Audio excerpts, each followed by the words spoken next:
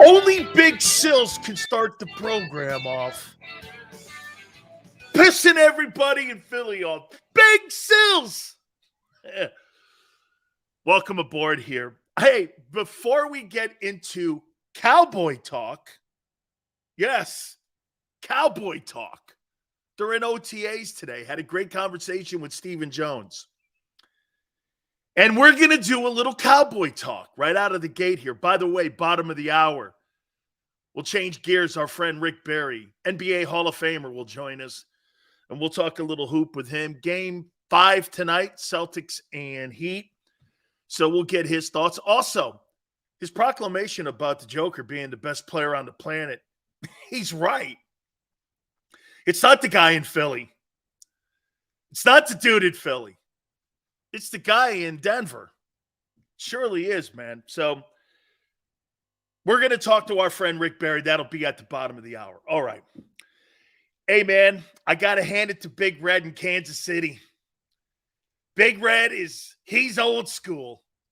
You know, and you guys brought this up to me yesterday about the new kickoff rule where you could do fair catches inside 25. I don't even really care about the rule. I don't even want to know the details of the thing.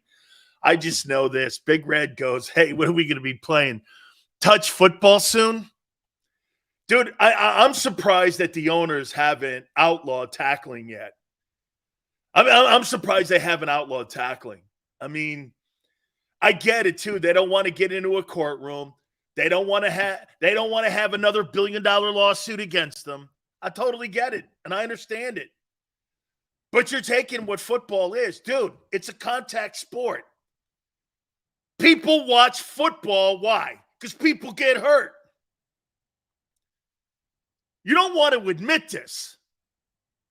But when you're on the highway and there's a car wreck, why do you slow down?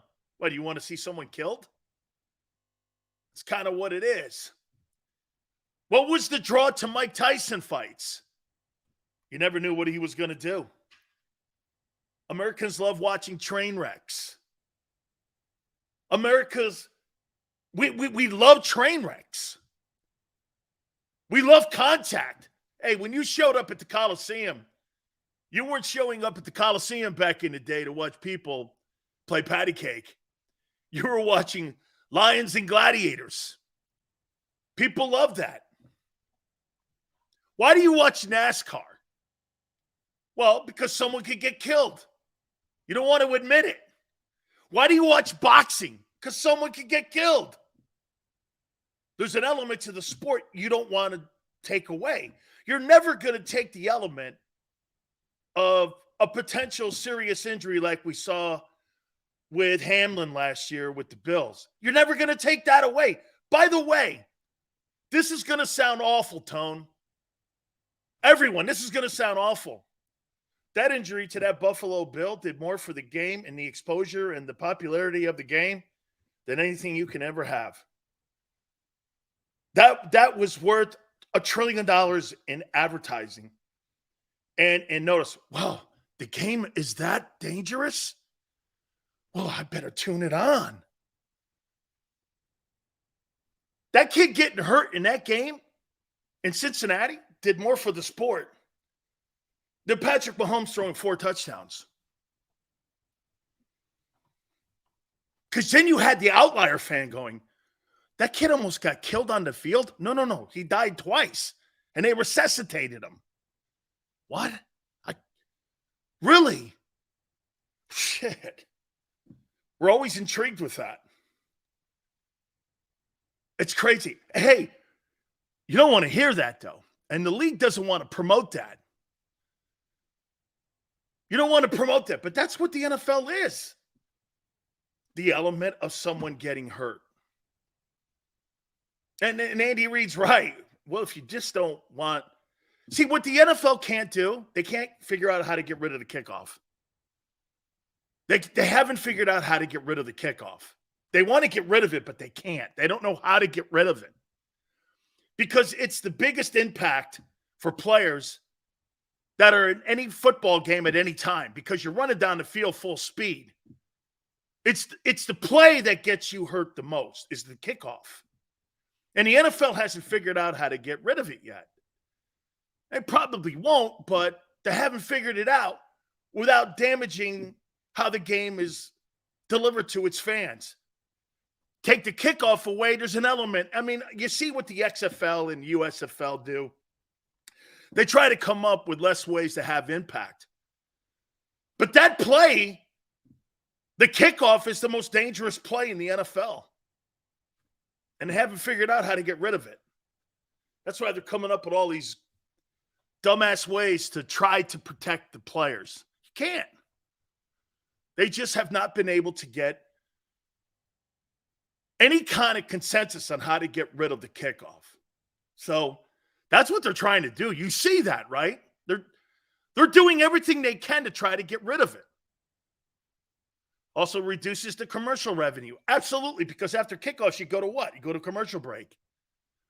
Right. That's why they don't get rid of the extra point. The extra point. Why don't you just add 7 when a guy scores? Extra point. It's a great commercial break. I told you guys that. Absolutely. It's another way of delivering the game.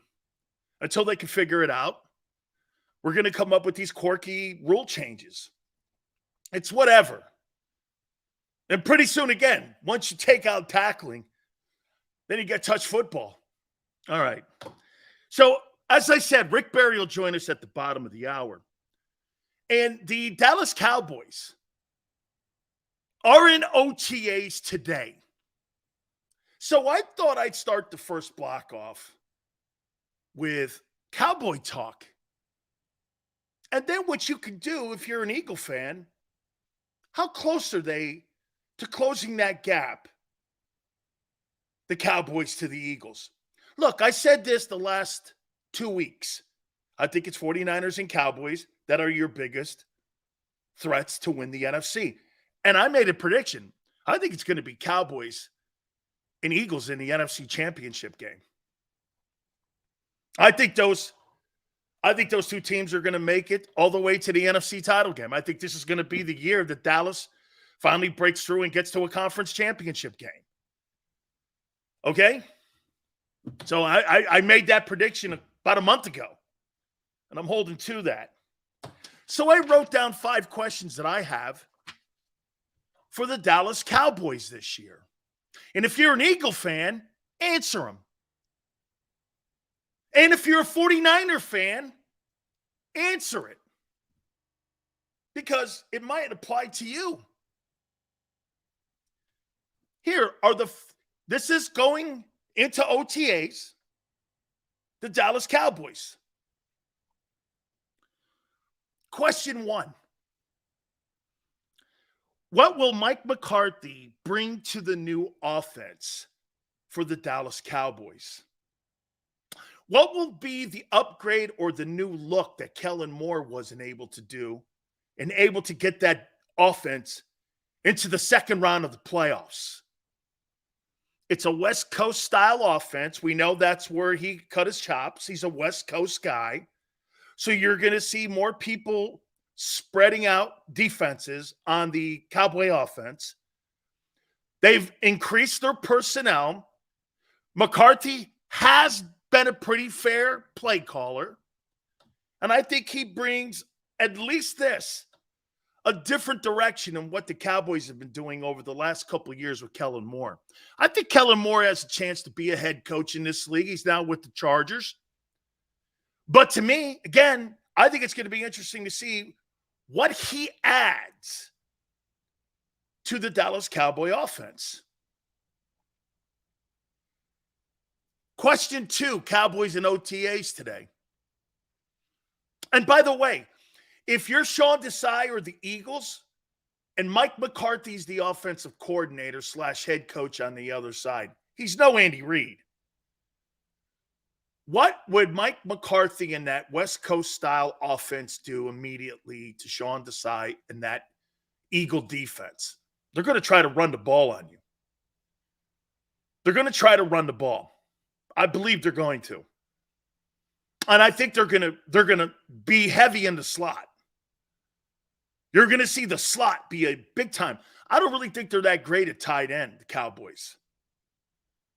going into OTAs. I don't really think they're that great. I think they're going to go by committee in the offensive attack at the tight end position. I think they're going to be by committee, and I think that hurts them a little bit. Number 2, how will the Cowboys use Micah Parsons this year? You know, he's labeled as a linebacker defensive end. Are the Cowboys and Dan Quinn, as they're going through OTAs, and again, I talked to Stephen Jones last night, and I said this to him. I go, are you going to have this guy stationary at one position, defensive end or linebacker? He goes, I don't believe we're going to go into training camp with that philosophy. I think we're going to go into training camp, and what we're going to use Micah Parsons as, it just determines on what kind of offensive skill set people that we have week in and week out. And I think that makes the Cowboys a lot more versatile. One week you might see Micah Parsons with his hand in the dirt. Another week you might see Micah Parsons on the edge. You may see them moving him around. From what I'm understanding, the Cowboys are not just going to make him a rush end. See, this is what separates him and why he's a better football player than Hassan Reddick. You can't do that with Reddick. You can't move Reddick all around and put his hand down in the dirt and have him stand up in a three-point stance. You can't, because he can cover tight ends and backs. He's got the speed and he's got the athleticism. Reddick doesn't have that. Now, Reddick has one skill set that I believe that is superior. I don't know, superior, but better than Micah Parsons. I think he's a better pass rusher. But Parsons is the more complete ball player. And I think they're going to take advantage. I would, because to me, I think it's in today's NFL, I think it's better to have hybrid guys. You know how the NBA has gotten rid of the center position almost, and everybody is kind of like a big power forward that plays the 5 spot. To me, I think he's like a hybrid guy, and you can put him up in a 3, put him in a 4, put him in a 5 technique, put him in a wide 9. You could do a lot of things with him.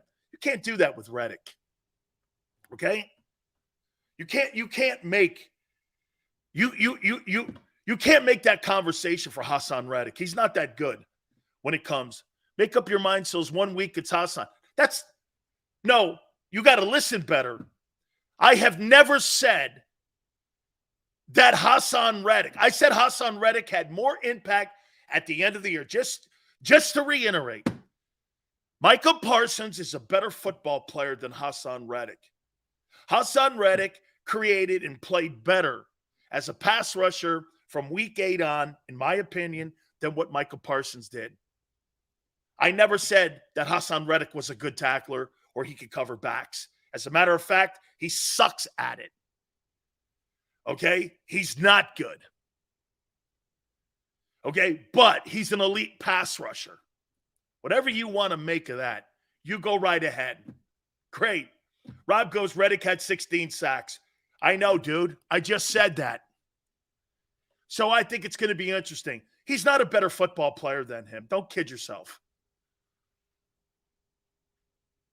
Now, his sacks last year had more impact than what Reddick did or than what Micah Parsons did. But again, he doesn't have he's not a very good tackler. I'm not going to debate something that's a dumb conversation. Question number 3 for the Cowboys. How will the O-line look? Terrence Steele's still recovering from knee injury. I've actually heard people say that they think this O-line is compatible or comparable to the Eagles, and I'm like, not close.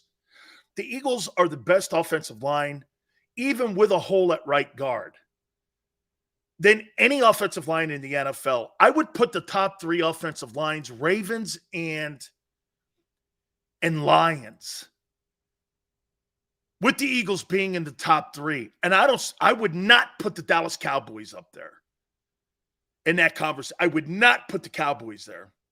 So to me, I think, again, here's a position that's overhyped. Here's a position that is overhyped. Okay? Question number 4. The wide receiver core. Who's going to be the 2? Brandon Cooks? Michael Gallup? That kid Jalen Tolbert needs to pick his game up. I didn't think he was that hot. So, who's going to be the 2-hole guy?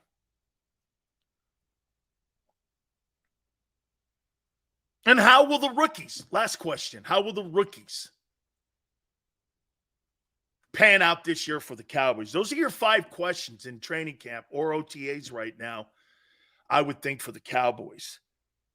What will Mike McCarthy's offense look like, and what will he bring to it? How will the Cowboys use Micah Parsons this year? How will that O-line look? Wide receivers, who ends up being the 2? And the rookies. Now I want to get into a topic that I saw a comment that Devontae Smith made.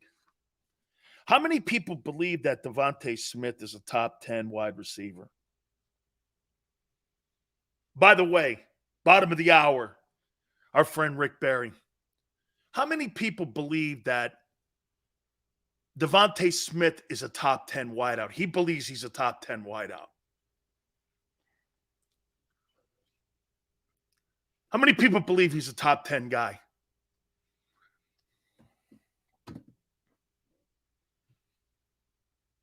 Devontae has more talent than AJ. How many people believe that Devontae Smith is a top 10 wide receiver? 2022 league numbers say that he was and is ranked 9th in receiving yards. It's not what I asked you. You think he's the 9th best wide receiver in National Football League?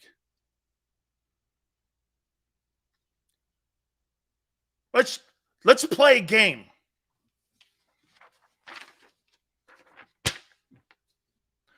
Devontae Smith thinks he's a top 10 wideout. Let's take a look at this, because I don't. You think he's better than Devontae Adams? 100 catches, 1,500 yards last year on a shitty Raider team with 14 touchdowns. You think he's a...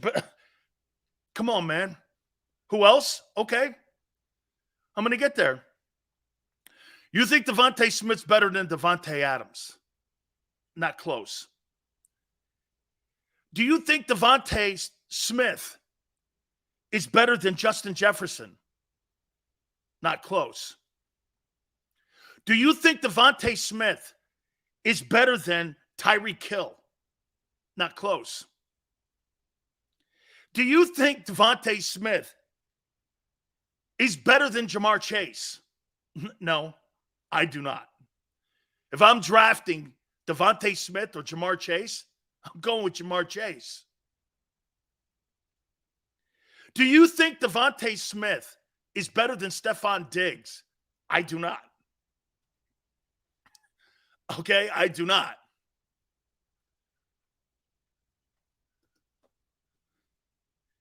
Do you think that Devontae Smith is a better wide receiver than Cooper Kupp? He had better numbers. Kupp got hurt. You think he's a better receiver than Cooper Kupp? He's not.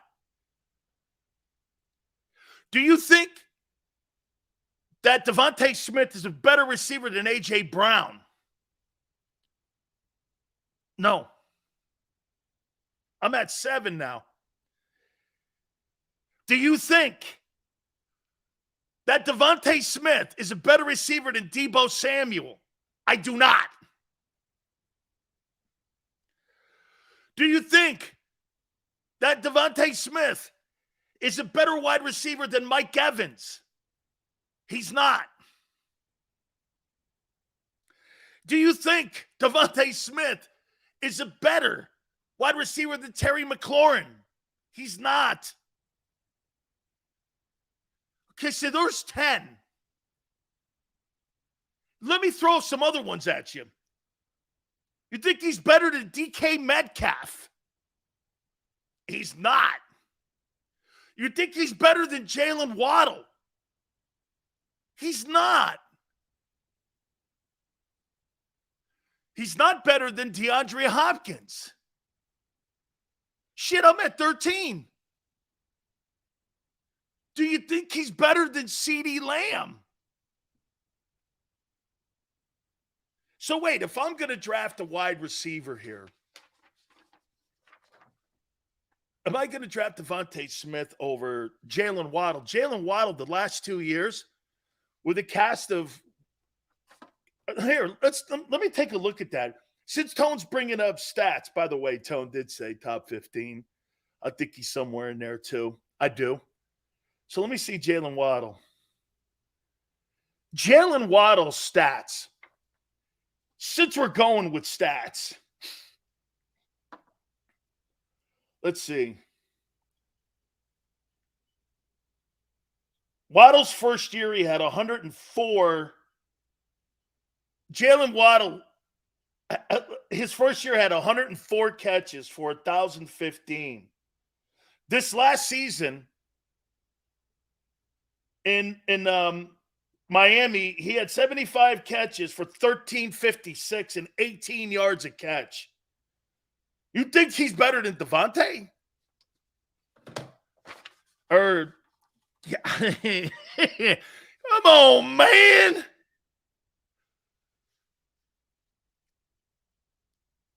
So where would you put him? 15th? Probably right. He ain't no top 10 wideout. And by the way, if he's the number one option and AJ ain't on that team, I don't know. He's Adam Thielen. No. He's not Adam Thielen. I'm kidding. Don't go crazy. I'm kidding. He's not Adam Thielen. But you know what though? Here, let's be real here a little bit. I like his attitude. I want him to think he's a top 10 guy. Now, do I think he's here? Do I think the kid has the potential to be here a Marvin Harrison? Sure, I do. I see Marvin Harrison when I see Devontae Smith. Marvin Harrison's a Hall of Fame wide receiver.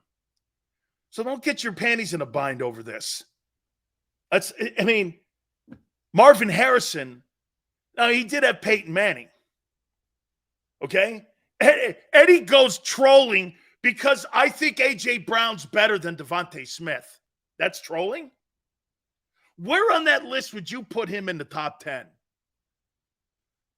He has nothing on his stat sheet that says he's better than Mike Evans. He has nothing on that stat sheet that says he's better than Deebo Samuel. Who would you rather throw the ball to, Deebo Samuel or Devontae Smith, if you were the only option? I'm going to Deebo. He's a more physical player. So's Mike Evans. If my only option is Devontae Smith or Mike Evans, I'm going to Mike Evans. What was the stat that Tone said to him? Was it 7 to 10 years? He had 1,000 yards or some crazy number like that? Devontae Smith. If he's your only option, dude, that guy's not better than Stephon Diggs. Hey, is he better than CeeDee Lamb? Because I think that's the argument.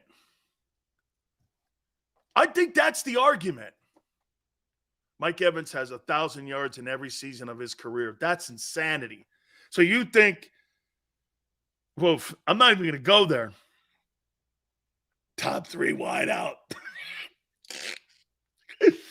Okay. Wow. The homerism with the Eagle fans is out in force today. Holy cow. It is out in force. He's a top 3 wide out. So you would take Devontae Smith over Justin Jefferson or Tyreek Hill. Excuse me. Or again, over AJ. So you think he's the best receiver If he's a top 3 receiver, you think he's better than A.J. Brown? Debo's a joke? Okay. Oh, man. Wow, the homerism. Bro, I'm just happy we have 2 wide receivers in a discussion as an Eagle fan. That is cool. That is cool. You're right, because most teams only have 1. You're dead right. You, Cincinnati. I mean, look at Kansas City. Kansas City has no conversation. It's actually a fantastic point. You're debating right now on what guy's going to end up being, okay, a superstar player in 5 years. You got to remember something about A.J. Brown. He's only 25. We're not talking about an older player here. I believe Smith is better than CD because he can play everywhere. CD only wins in the slot.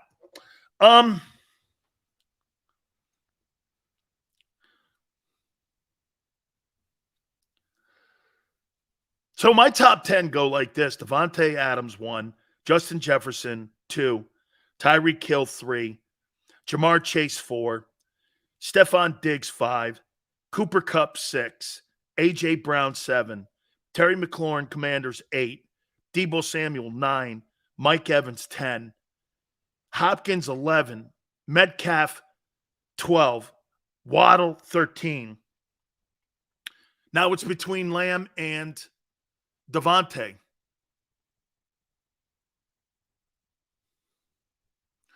Who's bigger, Tone?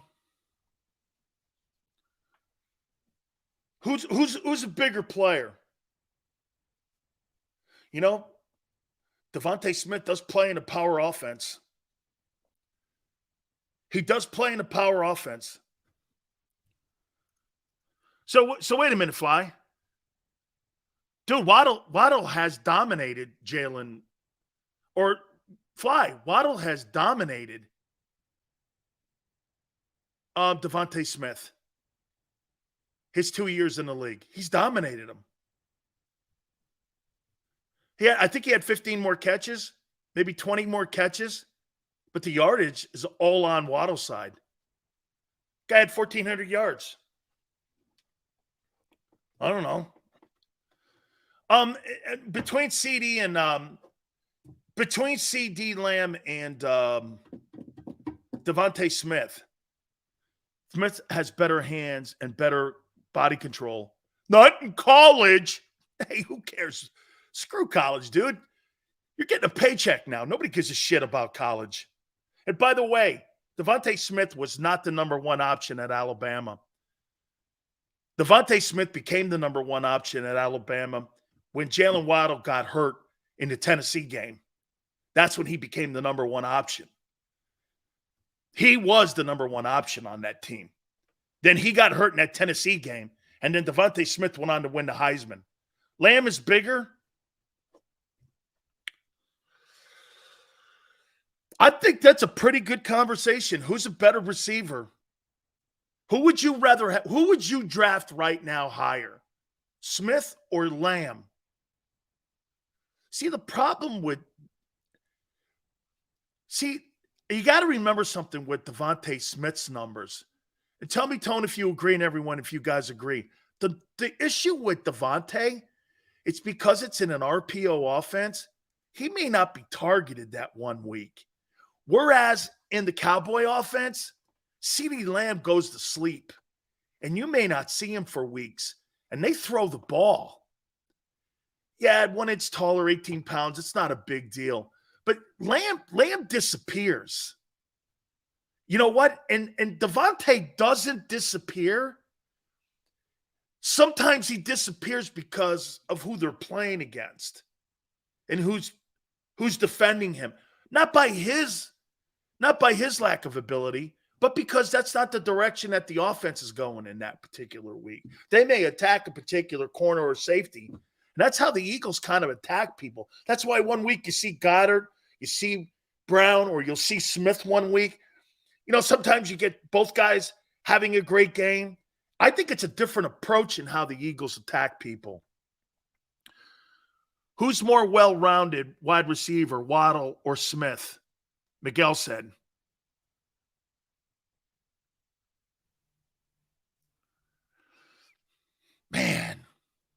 Hey, by the way, I don't think that when I say that Waddle's a better player, I'm not saying that it's like massive. I'm saying that, and you got to always worry about empty calorie stats in Miami when you're out of a race and you're just doing it for yards. You know what I mean? So you got to worry about that. You know, do we agree with this? To me, Devontae Smith plays in a more structured offense, maybe in a really structured offense than any of these other guys. These other guys have a lot of latitude to break routes. That's one thing you're never going to see with Devontae Smith. I think he's in a more controlled offense. And I think that's good. I think what he did last year, and he picked his game up from like week 8. If you look at the first half of his season, I mean, dude, that guy had a donut at one time. Okay? Top 10 wide receivers don't have donuts. Now, you may have a donut in that offense. Okay? He got those numbers in an RPO. That's when we were talking to Bruce Arians yesterday. Bruce is like, dude, I mean, this guy's the best option quarterback that the NFL has ever seen that can throw. That was my takeaway. And that is my takeaway. I mean, he is like an old veer quarterback and an old option wishbone quarterback who can actually throw. The big deal with those quarterbacks back in the day, 70s and 80s, those guys couldn't throw the ball to save their lives. That's why none of them went on to really be NFL guys. They couldn't play because they couldn't throw the ball. Or the NFL offensive coordinators didn't want to put that offense in. See, you know what, Tone? I'll tell you what, man. Okay, I would say this to you. You know, it just shows you right now. You know how you kept the black quarterback out of the National Football League? You didn't put those offenses in the NFL. Pretty slick. I never thought of that. Pretty slick. Pretty slick. You denied a lot of opportunities for quarterbacks who were superstar players like Lamar Jackson and Jalen Hurts. And now that's a pretty good conversation. I had never really thought about that before. That to me. That to me, again, is something that we're going to have to pick up a little bit later. But if you think about it, that's kind of why you're seeing these new wave quarterbacks, like Bruce Arians said yesterday, that RPO offense is here to stay. All right, we're going to change gears here for a bit. And, man, I'll tell you something about Rick Barry. Rick said this about the MVP voting 2 weeks ago. He goes, Joker's the best player. And everybody was all like, what are you talking about? Everyone in Philly went, what's Rick saying? I mean, Embiid had, and I gotta give it to Rick. I'm watching a better version, or how about this? A modern day version, and a not athletic as Akeem Olajuwon. This guy can pass, free throws, jump shot. His passing at that size, I can't think of a better passer at that size and height. Maybe Bill Walton, and Bill wasn't 7 feet. He was more like a 6'10", 6'11". Today, he'd be a power forward. Let's bring Rick in and get his thoughts on that. Rick, you're dead on, man. I mean, you said the best player on the planet's in Denver, and he's putting it out there for display that you're dead on with this guy. This guy, Joker, is the best player in the planet. Well, let me straighten something out. First of all, I didn't say he's the best player. I said I think he was the most valuable player because, again, you can't pick the best player if you want to talk about positions. Okay, so let's get that out of the way. That's this bullshit about the GOAT is ridiculous. I mean, there's no such thing as a GOAT in a team sport. It has to be by position, and have a discussion about that. But MVP is a different story. And I've always been somebody who was tried to get them to think about having 2 awards, have a most outstanding player and a most valuable player. Sometimes the most outstanding player isn't necessarily the most valuable player, and and vice versa. And especially, forget all-star games because it's not even a game anymore. That's a joke. No. So the Joker without question, and it should be Western Conference, Eastern Conference. That's the biggest ridiculousness that the NBA has done forever. They refuse to have it. You have an unbalanced schedule. It makes no sense to pick the best player in the entire league when you don't have a balanced schedule. It's insane. You know, just like in football, you're going to go ahead and pick an overall MVP. No, they have the MVP for what? NFC, AFC, right? I mean, same thing in baseball. So why is basketball going to be different? And it makes no sense, because what happened is the Joker should have been the MVP again this season in the Western Conference, and B could have been the MVP in the Eastern Conference. Great, no problem with that. But I do think that what the Joker has shown in this series is that he's a pretty damn good player. I mean, the guy's amazing. And I have to say one other thing that you say, he doesn't have a jump shot. He doesn't jump. It's a set shot. But man, I love the way this guy plays. And Bill Wall was a good analogy. An incredible passer Bill Wall was. And the Joker is every bit as good, if not better. He's amazing. I mean, the way he plays the game, it's like he plays the game in a whole different fashion than other people, especially big guys. It's like he sees the game in slow motion. I can relate to what he's saying, because and when he watches, he has this peripheral vision of the court. You know, you see everything going on. Fortunately, I think I had that when I play. You know, when I broadcast and do stuff, I see things going on out there. And when it's hard for me to listen to a lot of broadcasts, because guys are talking about the obvious all the time, and some other really interesting stuff has happened and nobody ever talks about it. But yeah, the Joker is special, and he got shortchanged this year. And I really do think that a lot of these writers, a lot of maybe the older guys, they don't want to give somebody 3 MVPs in a row for some reason. It's like oh no, you can't do that. You know, he's not that great. Hey, if the guy is that good that season, give him the freaking MVP. Who the hell cares if it's his 8th time, his 1st time, his 20th time? It doesn't matter. Rick, if you had to rank off the chest, I'm ready to go now. I see it, man. No, hey, Rick, if you had to rank the top 3 players, Giannis, Embiid, or Joker, and maybe the guy in Dallas too, how would you rank the top 3 players in the NBA right now? By position. I mean, if the big men, you're not going to waver off that position thing, are you? No, well, you can't. I mean, again, I can't compare Steph Curry to the Joker. I can't compare Steph Curry to Embiid. I can't compare Steph Curry to Jason Tatum or anybody else in the league. I can compare Steph Curry to CP3 or Harden or whoever, another guard. You can have a really good discussion about that, but that's the only thing that makes sense. And then stop this comparison about guys that played in the 60s and the 70s to the guys that are playing in the 2020s. I mean, just go by decades. I mean, why do people want to do that? Because I can assure you, I will bet on my life. I don't bet. I'm not a betting person. I bet my life that the players back in my day, if we were playing today, we would all be way better than we were back then, because we didn't have all of the training and the sophistication that all of these players have. We ate steak before a meal. We didn't know about carbo loads. We traveled commercially. We go to bed at 2 a.m, get up at 5:30 to catch a plane to fly to the next city to play the next night. These guys are on chartered flights, getting good night's sleep. They've got dietitians. They've got strength coaches. They got agility coaches. I mean, geez, I would love to be able to be playing today and having all of that available to me, because I'd be faster, stronger, quicker, more endurance, jump higher. It'd be crazy how much better I would be playing today. Rick, I'm going to throw a comment at you here, or maybe a question here at you here when it comes to LeBron.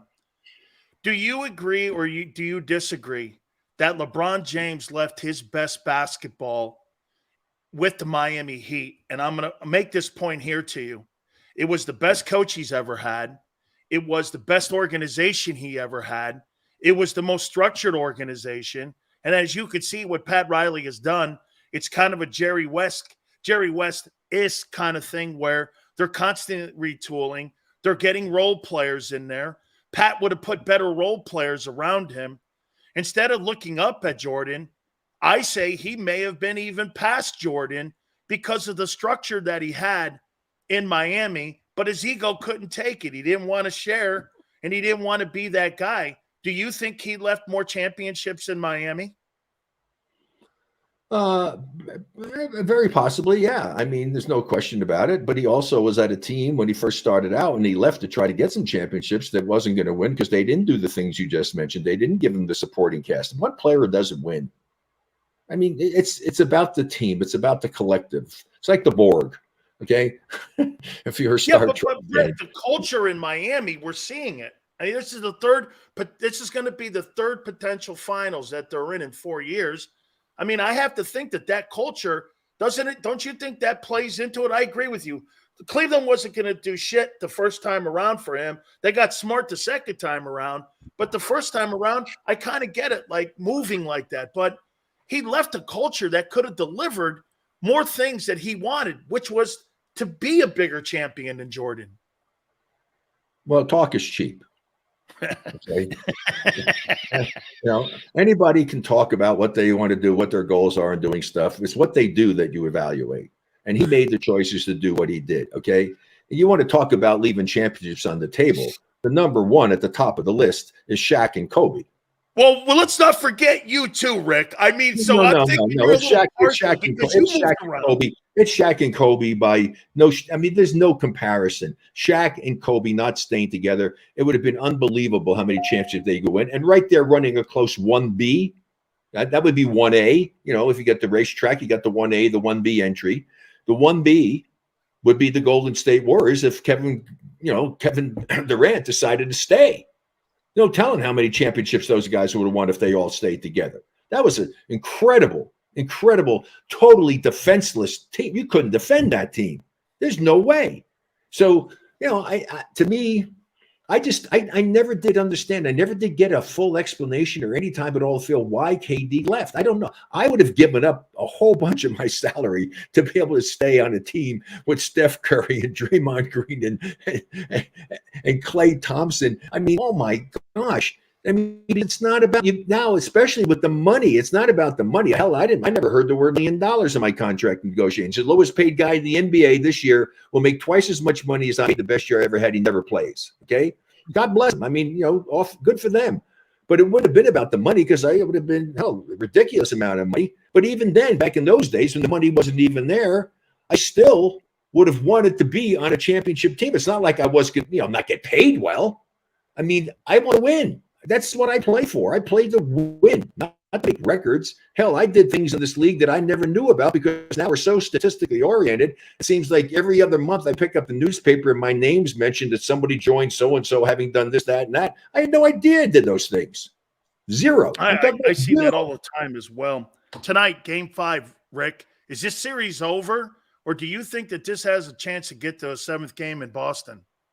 Well, it's never happened before, but it has the chance. And this is a huge game, I think, for Miami because the way that Boston was able to convincingly win on Miami's court, it was a convincing victory. That's given them confidence. They know that they didn't play their best basketball. I mean, Game 3 was a disaster and embarrassment. And just think about it. If they find a way to win this game, Boston, I'm talking about, they now make it 3-2. Now you go back and you have to play down in Miami. So now all of a sudden it's on Miami. Miami's saying, shit, we got to win because if they don't win at home in Game 6, they have to go back and win in Boston again. How many times has a team won 3 road games? 3 road games against an opposing team. I don't know if it's ever happened in the history of the league, to be honest with you. I know that we were the only team, the first team in 75 to sweep a team and win on their court 2 times. I think the Rockets did that when they swept Orlando years ago. And that's the second time it only happened. It doesn't happen very frequently. Now you're talking about having to do it 3 times, 3 games in order to be the champions, right? Lose 2 games on your home court. That Rockets team beat the Magic the first 2 games. Anderson missed those free throws in the second game too. And so they went back after taking those opening 2 games. Yeah. So anything can happen in the world of sports and nothing when it comes statistically and stuff like that stays at 0. Okay. So it's never happened. There's always a first time, it seems like. And this could conceivably be because I was honestly quite surprised of how Boston played. And maybe they just felt overconfident, didn't give enough credit to Miami when they beat the 76ers in the manner in which they beat them. And the way they played in those first 2 games, I was shocked. And then I was just dumbfounded by how they played in Game 3. Oh, my heavens.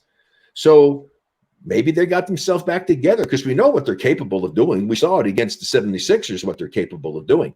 If they come up with a big win in the game tonight, boy, I tell you, it changes the dynamic of things big time. So they only have to go and win another game down on the road, which means it's 2 games they have to win. But if Miami were to screw up and they lose this one, now if they don't win at home, they've got to win 3 games. So that's, again, this is interesting. This is what makes sports, I think, very exciting and interesting. So it's moving back and forth. And it's not pressure, because I'll never use the word pressure. You know how I feel about pressure. Doesn't exist if you have confidence in your ability to do what you've trained to do. And I wish these announcers would stop talking, oh, the pressure's really on. Well, maybe for you, the pressure's on doing the broadcast, but it wasn't for me as a player.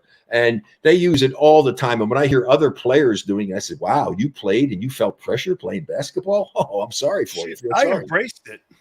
Hey, I told you, I wish every game I played and came down to the last 10 seconds, game on the line, give me the ball. Hey, Rick, man, I wanted to be the star in the game. I wasn't looking to hide in the game. And so that leads me to something that Jason Tatum know a little bit. Did you ever get into a position, Rick, where you were embarrassed in a playoff game, and then all of a sudden that just absolutely lit your ass on fire and you went on some sort of like psychotic run? Did I ever happen? Are you kidding me? I thought Game 7, Western Conference Finals, 1975. I was 2 for 14, and we're down double digits in Game 7 at home. Okay, back then the GOAT was the guy that screwed up. I was the GOAT. So when I went back in, Al took me out. I mean, I tell everybody, Al Laddle's greatest coaching move in his career was taking me out of the game. What coach is going to take his star player out of the game midway through the 3rd quarter at home in a Game 7 for the Western Conference Finals and keep me on the bench the entire rest of the quarter and into the 4th quarter? Into the 4th quarter. You know, I figured he's going to put me in the end of the 3rd quarter. He didn't. And so he puts me back in. So my mindset was, okay, great. I'm having a bad game, but you know what? I gotta play through this. I mean, I have nowhere to go but up. I can't get any lower than where I am. I'm gonna be the guy that cost us a freaking chance to go to the finals if we don't win this game. So I remember like it was yesterday. I remember, in fact, somebody just sent me, and Bruce McGowan, who did a lot of broadcasts. We worked together at KMBR doing stuff. And Bruce sent me the audio of Bill King's call of that game and listening to it, you know, and I came back in the game. And I remember my first, I was open. I was like, you know, I don't know. I think he called it a little closer than it might have been, but I thought I was like 18 feet or so, 20 feet open right in front of our bench. I know on the northwestern side of the arena. I know it like it was yesterday. And I said, hey, I took it, made it. Okay. And then I made another one. And we were down 6 when I came back in. My team did such a great job. That's why you win with teammates, right? We're down double digits. They need 12 or something. When I come back in, we're only down 6, right? And so I knock in a bunch of shots. Now all of a sudden, next thing you know, we're tied. I think I went like 5 for 7 or something. Went up for a jump shot on one pass like I always used to do, and told my teammates, never turn your head when I go up for a jumper until you see it on its way to the basket. Because if you're near the basket and your teammate turns his head, it's going to come right by his ear and you're going to get a layup. And so George Johnson rolled in. I went up for the jumper, hit him. He got a big basket. And we wound up winning, and George was blocking everything. Clifford Ray was the biggest cheerleader. He was the starting center. George was blocking everybody's shot that came in. Our defense was unbelievable. It was just, you know, I just remember those kind of things. But that's what it's about, having confidence in yourself and believing in yourself. And I did. That's probably, and it reminded me of what Tatum did against against the Sixers. He was having a miserable game as well. And then he went bananas. And that's, you have to believe in yourself.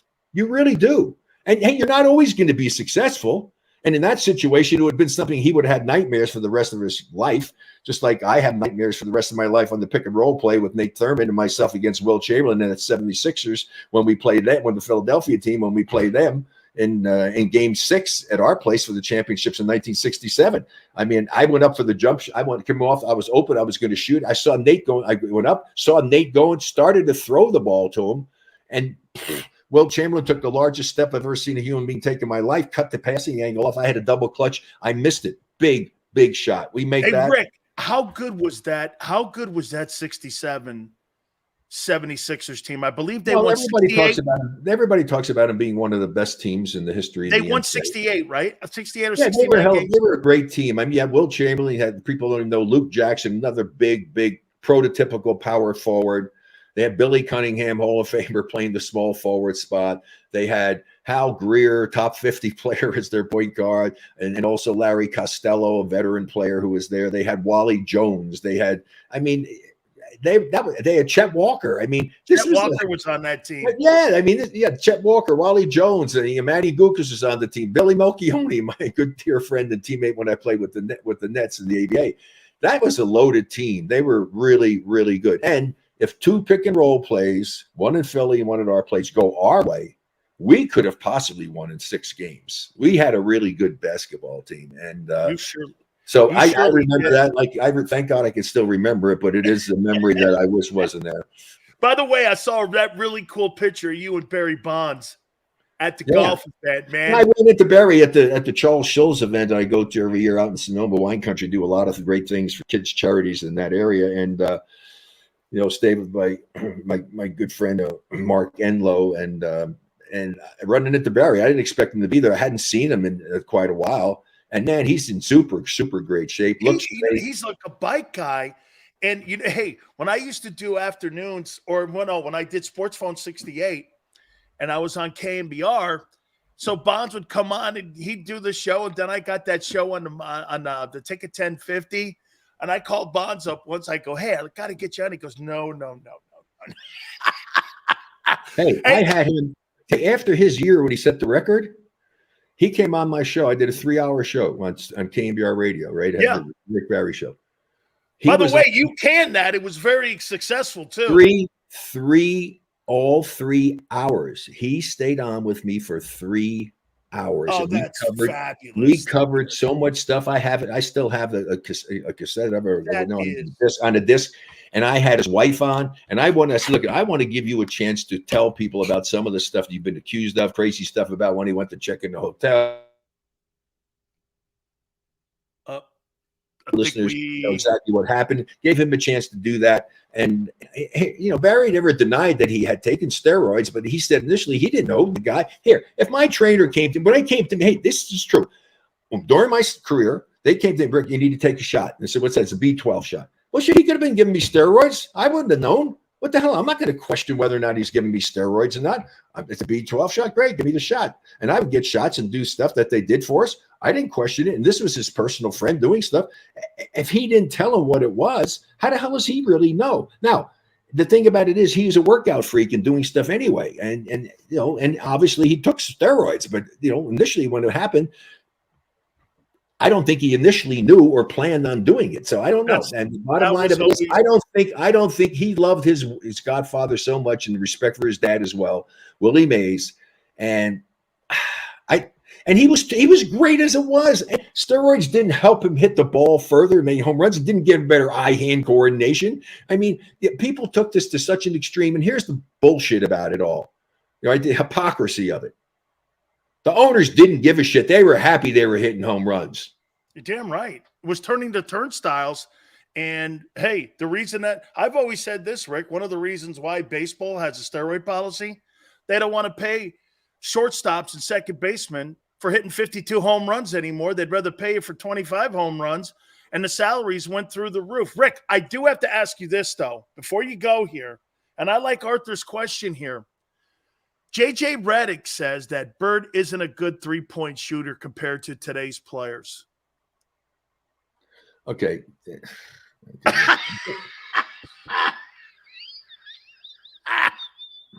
Okay. J.J. Redick is going to go ahead and analyze Larry Bird, one of the greatest players of all time. People would argue maybe he's the greatest three. Certainly he's going to be in the conversation anytime you talk about that. I don't think JJ's on any list as far as the greatest shooting guards. Okay. And that's what JJ did, and he did it well. And he should be going to church and lighting candles and thanking God that he had the career that he had. He got $23 million to play one season. And, I'm sorry, he should be thanking his lucky stars that he was able to have the career that he had.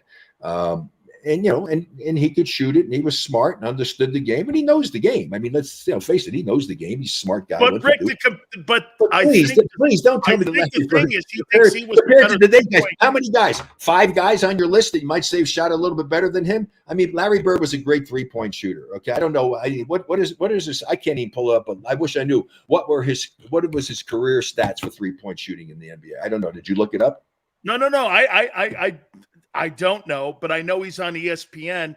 And to me, the insinuation is that I believe he thinks he's a better 3-point shooter. He may have been if open, but he's not going to get his one shot. So, like what, in a game of horse? Stand there and just shoot threes. He probably might be able to beat Bird. He was a hell of a 3-point shooter at times. But no, I mean, why would you even bring that up and even make a statement like that? Seriously. And here we go again. Why are we comparing what Larry Bird did during his time to what? To the guys today. Okay? I mean, seriously. What it doesn't make any freaking sense. I mean, JJ Redick was 37.6% career 3-point shooter. And what was Larry Bird? And then, guys, give me Larry shot 40%. Okay. There you go. He wasn't a great 3-point shooter. He's a 40% 3-point shooter. How many guys in there? 40% is great 3-point shooting, and he was better than JJ in his career, and he made that statement. He should be ashamed of himself. Wow. I mean, JJ Redick is taking shots.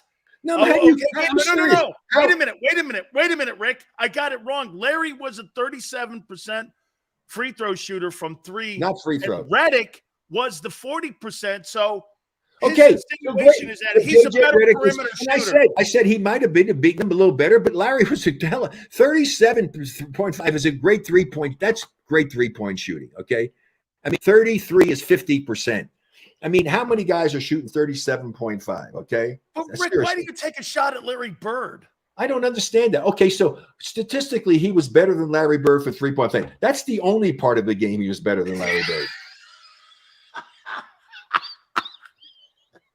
Maybe free throw shooting too. Okay, because free throw shooting is whatever it is. But and those are 2 statistics. But then again, a lot of time Larry Bird had to take some really difficult shots at end of games trying to win games. I don't think JJ was getting the ball in a situation when he was playing on a lot of teams that he was the guy they went to take that tough 3-point shot at the end of games. Come on, Rick. You would be this if JJ Redick was on your team. You'd be saying, "Do me a favor, go get me a cup of Gatorade." No. Hey, JJ Redick was a nice player. I mean, he was a role player, and he played his role and did it well. Got $23 million for one season doing what he did. I mean, my God, when I saw that, I almost fell off I was 23 million. Okay. So JJ, I'd like to go. Let's evaluate the rest of your game, JJ, with Larry Bird. Okay. And we'll evaluate it with any 2-guard. Let's see where it fits. Jesus criminy. Hey, Rick, what are you doing, man? I like the stuff he said. He does know the game. What I love about him is he actually stands up, Simon, and challenges Stephen A. Smith. Yes. Yeah, but then he turns around and says that the point guard for the Celtics played with plumbers. What? Yeah, he said Kuzi played back in the day with plumbers, and that's what he said. He goes, those guys back in like the early 60s, 50s, 60s. Listen, he was ahead of his time, Bob Cousy, the way he handled the ball and could pass it and see the court. And he was, some of the greatest teams, the greatest dynasty in the history of the sport. What the hell is he doing taking shots at guys like that? Just freaking mind your own business. Just be thanking God that you're a multi-millionaire, and you were basically a role player. An excellent 3-point shooter. I'll give him that. Yeah. And free throw shooter. I'm sure he had a high free throw shooting percentage as well. And I respect that for any player. What was your free throw percentage? Well, it was 90 for my career. But the thing is, my last 6 years, I was over 92. My last 2 years, I was over 94%. So wait a minute. You had a 92% free throw shooting. My last 6 years after I changed my technique. And you shot, and your average is 25 points a night, right? Yeah. Well, my average, here's the thing. I played and was willing to be a role player on the Rockets team, and I averaged 12 or 13 points a game, which took my stats and skewed them big time.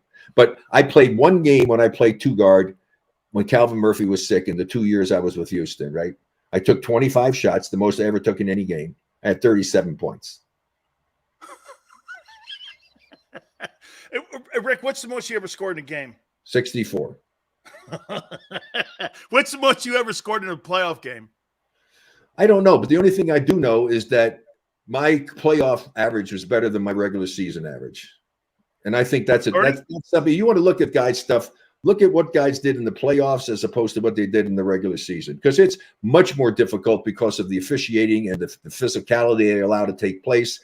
And so when you won the NBA championship, didn't you score 30? I thought you averaged 30 in that series. In which one? In the finals, you won. It doesn't matter. I don't care. You know what it is? We won. That's all really matters. I won't care if I freaking got 10 points. If I only got 10 points and we won, I'd be happy with that. Okay. I'd be kicking myself in the ass, but I'd be happy that we won. Okay.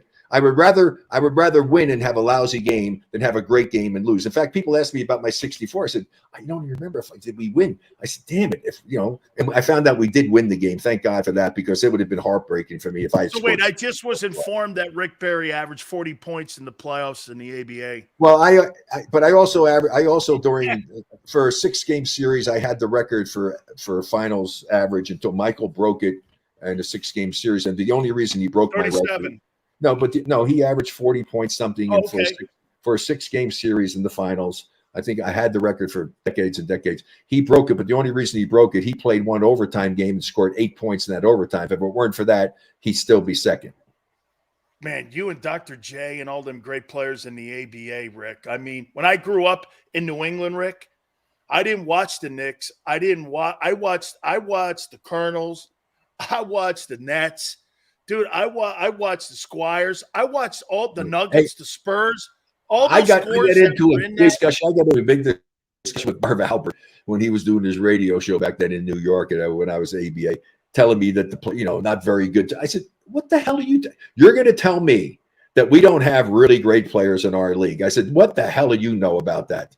I got into a big thing about it. I said, we have a lot of great players. We might not have as many great teams, but we have a lot of great players. And I think the first year that the ABA went into the NBA. Didn't Malone play in the ABA too? Who? Moses played in the ABA. He started there. Yeah, Moses started there. But the thing is, if you look at the All-Star game, when it was a game and it meant something, that first year when they brought the ABA teams in, that a very significant number of the All-Star players were ABA guys. Yeah. So I rest my case right there for sure. And here's the thing. If somebody gets to JJ Redick, say, JJ, I respect your three-point shooting, your free throw shooting and stuff. You say a lot of good things on the air, but come on, for a smart, intelligent guy, what the hell are you doing taking a shot at Larry Bird? Hey, Rick, tell the folks what you got going on. I want them to make sure they go over to Rick. Yeah, well, I'm into a number of things. I try to take care of myself. I can't even believe the next year I'll be 80 years old, but I feel like I'm in my 50s. But I take care of myself, and I use stuff. I use cannabinoid products, and there's 2 products there, AlloMD.com, and Medicilleaf.com, MEDICILEAF.com. And then for my knees, when I play pickleball, I got an arthritic knee that's ridiculous. Go Sleeves, GOSLEEVS.com. And there's a code. My initials, RB, and the number 24, RB24, on all of those 3 sites. Check them out. See all of the amazing testimonials we get and how good the products are. I use them all the time. And you put that code in, you'll get a significant discount. And I just hope that they work for you as well as they work for me. I got another thing I'm working on too that's doing 60% men snore and 45% of women. I'm with a company now. We have it's an incredible product. 91% effectiveness. FDA has checked the thing out of helping to stop snoring. And I'm really getting all over this one and trying to get that out there, because that's a problem for people, for relationships and other things. So it's really cool. We'll catch but up with you. I'll come back and get a website for that sometime. But yeah, the snoring thing is, although for my wife, I let her sleep on my side, and I'm pretty good now about not snoring so much. But if I'm on my back, I do snore. So it's a good thing to check out. Anyway, hey, all the Rick, best to you. We got to throw this out there before we go. Oh, yeah, we got to go. Throw it out before we go. Oh, yeah. I tell you what, I was a little disappointed. They did such a great job in the NCAA tournament this year, but they just, got a little flat there in the last game to get eliminated. But Jimmy Larinaga did a great job with that team, and hopefully they'll continue to have the success that Jim's brought to them. Absolutely. Rick, we'll catch up with you real soon. Thank you so much, my friend. Always a pleasure. Take care. You got it. Our dear friend, Rick Barry. Don't forget, you can go over to his Twitter page and see all the things that he's involved in at Rick24Barry.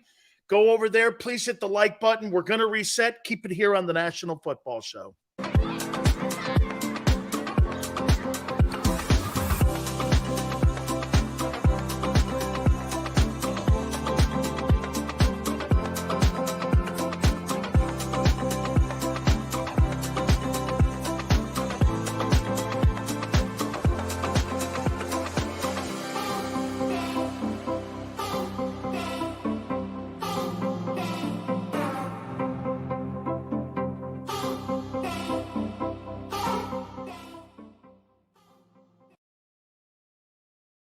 Heading down the shore, have a ball once more.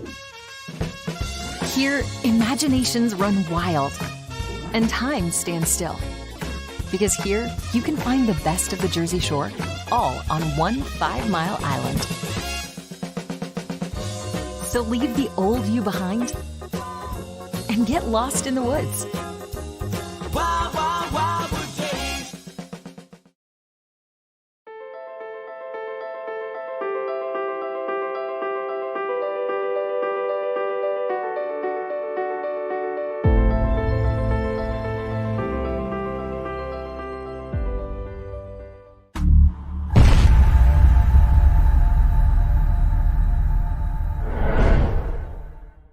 Score and save in southeastern PA and Delaware with Colony Pools this football season, and let the experts close your pool with a custom Merlin safety cover in green for the birds. And if you join our Winter Watch team, we'll give you another 20% off, and Colony Pools will handle it all.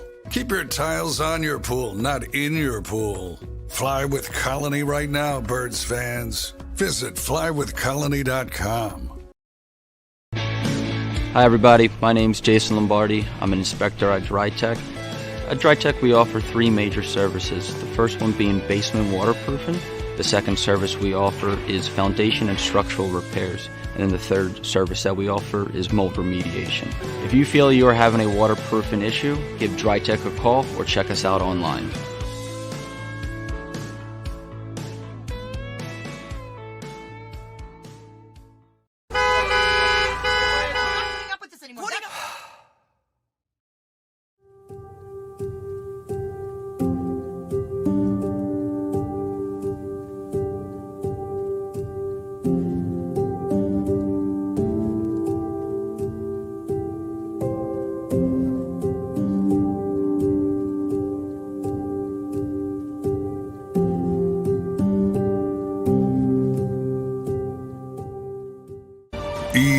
EAGLES, Eagles.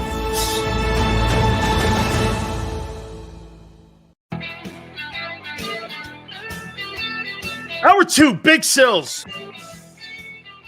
Always fun catching up with Rick Barry. We appreciate him stepping in with us. Talk a little bit about the NBA playoffs as we get closer to the finals. He has always been my NBA expert. By the way, resetting back to what we were talking about prior to Rick coming on. Come on, man. Where do you really rank Devontae Smith in the NFL when it comes to his placing as a wide receiver in the NFL? Where do you put him? I said this. I think he's got Marvin Harrison ability. I think he has the opportunity to have that kind of career. Marvin Harrison had a great career. Now, he had one of the greatest signal callers of all time. He doesn't have that. Now, we're gonna ask a question here in a second that maybe could help those numbers. He's not Yale. Yale says that Devontae Smith is top 10. Well, again, I want to reset this. If you were and this is how who would you draft?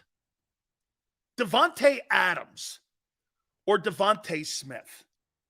Devontae Adams. Who would you draft? Justin Jefferson or Devontae Smith? Who would you draft, Tyreek Hill or Devontae Smith? Who would you draft, Jamar Chase or Devontae Smith? Who would you draft, A.J. Brown or Devontae Smith? Who would you draft, Stephon Diggs, Devontae Smith? Who would you draft, Cooper Kupp, AJ or Devontae Smith? Who would you draft, Deebo Samuel, Devontae Smith? Who would you draft, Mike Evans, who's had 1,000 yards every year he's played in the league, or Devontae Smith? I just named you 10 guys. And I could throw these other 3 at you. Hopkins, Metcalf, and Waddle. Come on, man. The conversation is who's the better wide receiver at 14 and 15? CeeDee Lamb or Devontae? Hey, by the way, do you really think it's a slam that he's the 14th best wide receiver in the NFL? In a pass-happy league that's got a ton of great players? Waddle isn't much better, if at all. Well, his numbers? Well, according to you there, Tone, his numbers do. This guy's got 2,400 yards in 2 years. Only thing he's done, he had a better catch year this year. But the yardage year, this year, he had 1,300 some yards. And he was the second option. He was also the second option in Miami. And Tua didn't play the entire year. Can you imagine if that guy had Jalen Hurts throwing in the ball? He may have had 2,000 yards. How about if a decent quarterback that could stay upright was throwing Jalen Waddle the ball? He might have 125 catches this year. Do you know he was actually playing with backup guys half the season, Jalen Waddle? Those numbers aren't drastically. The quarterbacking is. The quarterback is. He was never there consistently. AJ had 1,300 yards. I'm talking Devontae. He had like 1,300 yards as the 2 guy. Come on, man. And by the way, every time Jalen Waddle's been on the field healthy, Devontae Smith was never the number 1 option over him, even at Bama. Okay? Even at Bama. Dude, who would you draft? Waddle or Smith? I'm taking Waddle. Who are you drafting? DK Metcalf or Devontae Smith? Who? Come on. Who you really? So you might draft Devontae Smith maybe because he's 31 over Hopkins, but Hopkins was on pace to have a better year than. Come on, man. Man, that's some of that Eagle love. Yeah. Dude, he's not a top 10 wide receiver. He's not a top 10.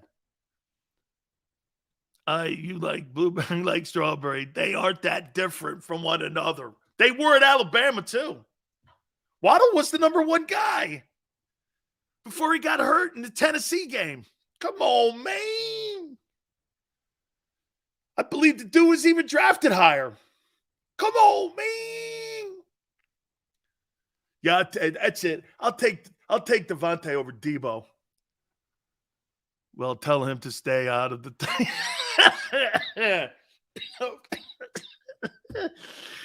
Holy shit, you Eagle guys, man. Holy cow. Sills, this guy's top 5. Hey, I don't give a shit about Justin Jefferson. I'll take him over Jefferson. Loyal to the soil, like you say, homeboy. Well, let's do something here and kind of tie it into Philadelphia and tie it into Jalen Hurts. Okay? So I guess at OTAs, either yesterday or today, Lamar Jackson said that you're going to see more offense and you're going to see more pass offense this coming season in Baltimore. Okay. But to your point, Smith is a top 15 for sure, not top 10. Yeah, he's top 15. Would I take, I never answered the question. Would I take him over CeeDee Lamb?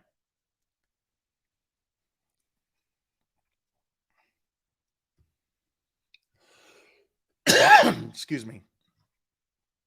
Would I take him over CeeDee Lamb?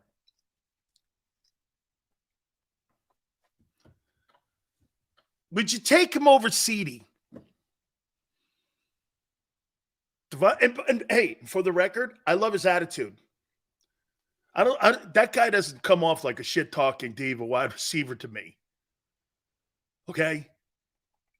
It's a confident comment. I mean, look, how do you not fall in love with a guy like Devontae Smith when he was at Alabama and that entire community, okay, was behind him, loved him, the way they were cheering for him? He's a guy you root for. I love the kid. I really do. So I don't want anybody to get the notion that he's one of my favorite players on that team. And by the way, when I first initially came to JAKIB, I thought they drafted the wrong guy because I didn't know how they were going to implement him in the offense. And Jalen's just gotten better. Okay? Be careful how you answer this. On Sills, you've been saying Smith was better than CeeDee all year.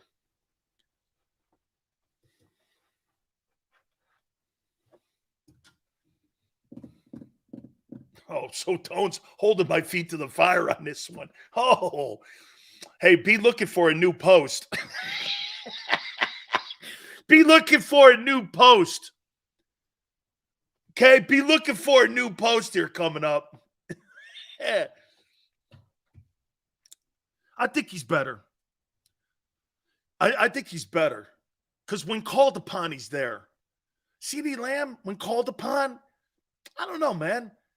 I don't think that guy's consistent. Like, when you think of the greatest wide receivers in Cowboy history, does he come to your mind? Is he Des Bryant? Like, right? Is he Michael Irvin? I don't know. I don't see those guys. When I see CeeDee Lamb and I see guys who wore 88, do I see Drew Pearson and them guys that wore that 88? I don't think so. I don't see that. Now, when I see Devontae, I see consistency, route running, a desire to be great, great attitude, works with his team, never complains if he doesn't get. Here's the cool thing about him. That goose egg game, didn't say a word. Can you imagine if one of these guys in this top 10 list here got a goose egg game because their quarterback didn't target him? And can you imagine one of these guys, what they would do? Shit, you got right now Devontae Adams crying about the Raiders in May. Right? All right, let's do this here. Let me ask you something. And I'm going to take something that I heard from the Baltimore camp yesterday or today. Do you think the Eagles are going to be more of a passing team this year or more of a running team? Or kind of where they were a year ago? Same kind of balance.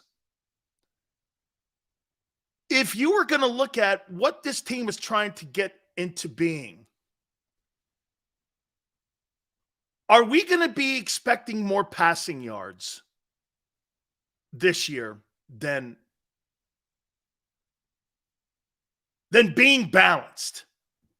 Be careful how you answer this because I'm going to tell you why. Okay? We're not changing the formula. Really, why would Baltimore? Because they want to keep the guy healthy. Okay? Let's rationalize this thing out. Baltimore wants to throw more. You know why? They're trying to keep that guy upright. In Baltimore's opinion, this is why they're loading up on offensive talent. In my opinion, I think they'd rather lose a game throwing the ball than losing the quarterback in a particular game running the ball. Does that make sense? Especially when you pay the guy $52 million a year. $51 million. They'd rather lose the game with him throwing a pick than losing him. Okay, does that make sense? So will the Eagles apply that to Jalen Hurts? Guy makes $50 million a year now. Would the Eagles rather lose a game, throwing the ball and more? So are we expecting more passing attempts this year? I think we will. especially with what the committee of running backs that you have and the limited action that many of those guys seemingly can't put on the field or on tape because they're always hurt. I think the Eagles are going to be more of a passing team this year. I'm not saying they're not going to get into being a balanced team, but I think that's going to lean. If it's me, I think that leans more towards passing. You know what, too? Think about this, everyone. Tone, everyone. Actually, it's a great way to save Jalen. 1, 2, 3, throw. Throws a pick. Lose a game. Dude, Brady's lost games. He's had pick six. The great quarterbacks. You're not paying that guy $50 million to get hurt. You're paying that guy because he does special things running the ball and passing the ball. And they're going to pick their spots, I think, more running the ball this year than they have in the past. And I think they're going to – I'm not saying that they're going to try to pull back on Jalen Hurts. That's not what I'm saying. Because the one thing I don't – boy, this – you know what? This goes back into the conversation here with Brian Johnson. You know, the coordinator that has the most pressure on him, Desai's got to come up with a scheme, right? Johnson's got to come up, along with Sirianni, a way of utilizing all the skills that Hurts has, but in the same light, protecting the quarterback to make sure he can play those 17 games. How do you do that? You throw the ball more. Okay? You throw the ball more. 32 total TDs last year for Hurts. I don't give a shit what that means. Great. So he's on pace to be Cam Newton. You want Jalen Hurts at the back end of your contract to look like Cam? Baltimore doesn't. I believe that's why they're going to throw the ball more. Jalen Hurts will never play 10 years, the current pace he's playing. He's not going to. Now, I think he's got the best chance, even including Josh Allen. I think he's got the better chance because he's smarter. He gets down, he gets it, he slides, sees the game. I think Hurts thinks that he's more deadly in open space like Rodgers is. But the one thing that you don't want to see Aaron Rodgers, you don't like to see Rodgers in a rollout. Why? Because he is a gifted scrambler. Aaron Rodgers is a gifted scrambler. He is. He's a gifted scrambler. Eagles supposedly interested in Julio Jones as wide receiver 4. Jameson, I would say this. Ankle issues the last 3 years, 12 games. Then again, you're not asking him for a bunch of catches. You're not looking for 100 catch seasons any longer out of him. You're looking at productivity. And one thing I'll tell you that Julio Jones still does that he's great at, he's great in the run game. He's absolutely great in the run game. Okay? You know, I said this before, Yale. Jalen is trending towards being something like a Russell Wilson, and I never thought he would ever trend that way. I never thought he'd trend there. Okay, but he is.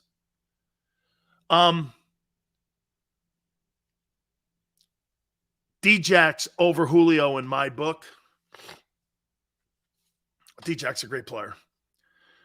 Cam Newton won an MVP and went 15-1, lost the Super Bowl. Newton still better as of now. Yes, of course.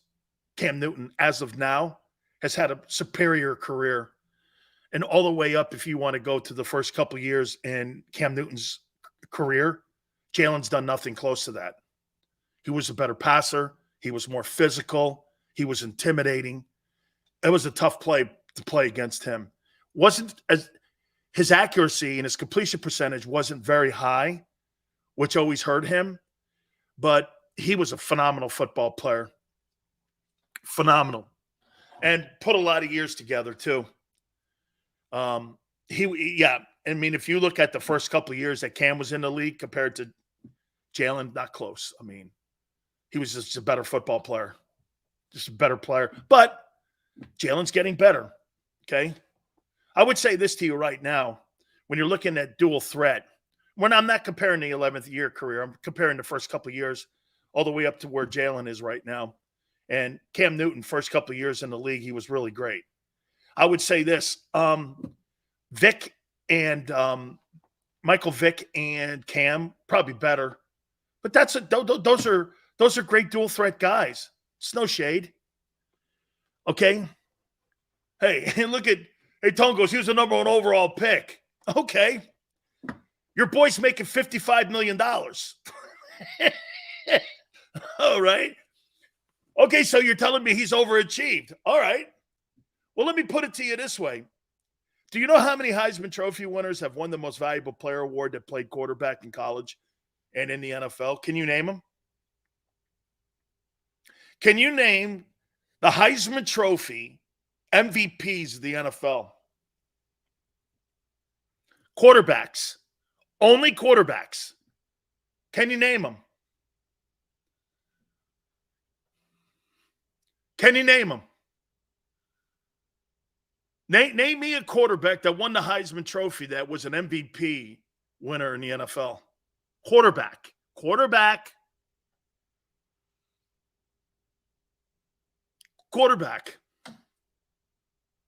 Lamar Jackson.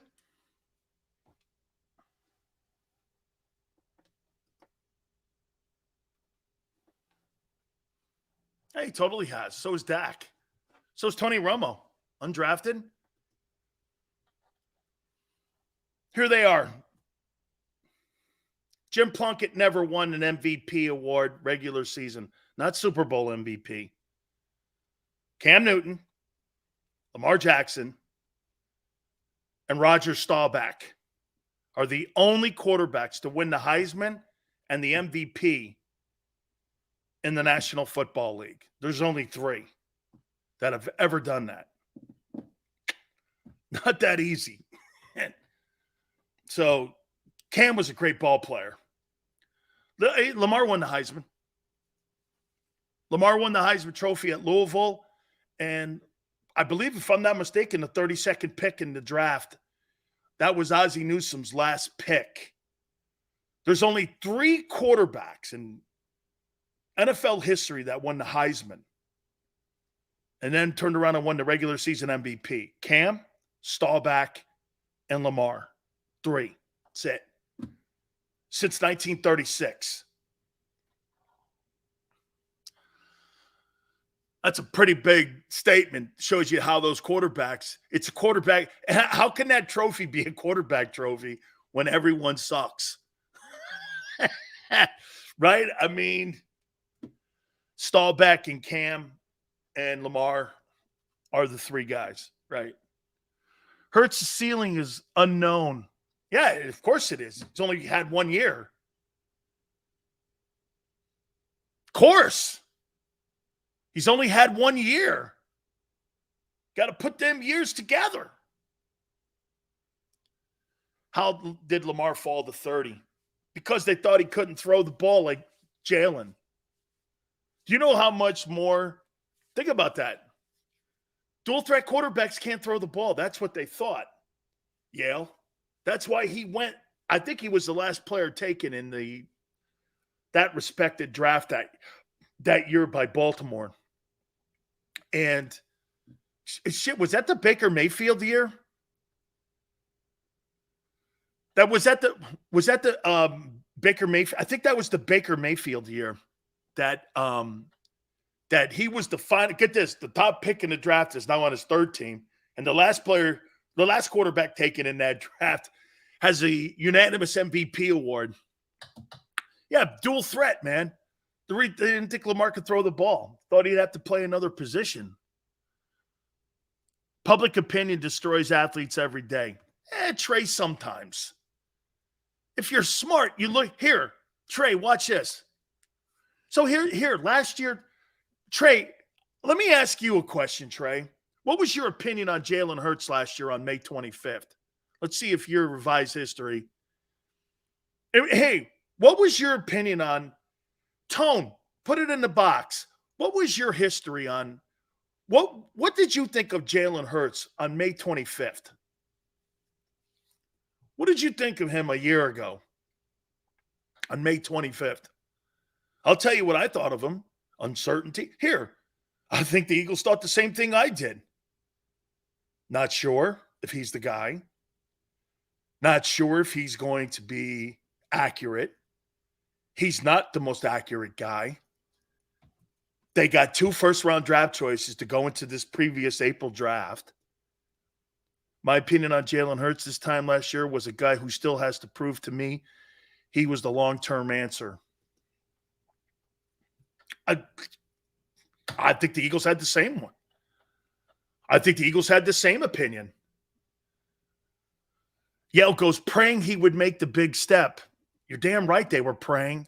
That's why they got 2 picks in the first round for this past April draft. They were praying. They didn't even know. But you listen to certain people. Oh, yeah, this guy here, I knew he didn't. No, you didn't. He was never drafted in Philadelphia to be the starter, ever. He was never drafted for that. As a matter of fact, your history of quarterbacks, if you go back since 2000 and Howie's great selections and Joe Banner's, they sucked. You had Foles in there and Wentz. And then a bunch of whomevers. Okay? And a bunch of whomevers. I think you drafted 9 quarterbacks since 2000. You should see that shit list of quarterbacks the Eagles have drafted. Wasn't like you guys were nailing QBs, and you gave Wentz a ton of dough. Hey, by the way, are you ready for this one? Here's the new conversation. Carson Wentz to Green Bay. It's picking steam up. We're going to get to a new topic here. Won the Super Bowl with those 2. I got it. God, making sure. Yeah. Oh, hey, wait a minute. I'm not okay. I'm just saying. You had 9 quarterbacks, and they were almost all turds. It's okay. I get it. You have a lot of winning. Second best record since 2000. I get the whole thing, man. All right. I got a topic with Howie Roseman here.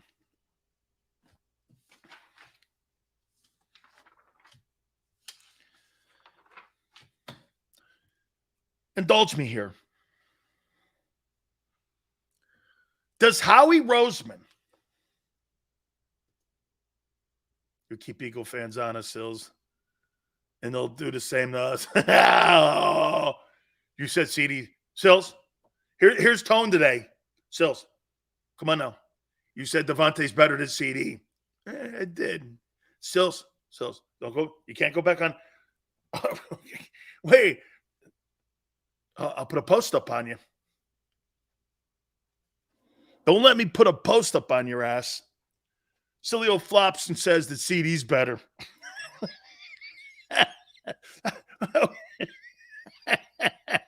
Now you can't leave. Sills. Oh, my God. This is such a great comment from Tone. Hey, Sills. Okay, now you're in here a little bit. You still got a little ways to go because you'll still take a shit on Jalen every now.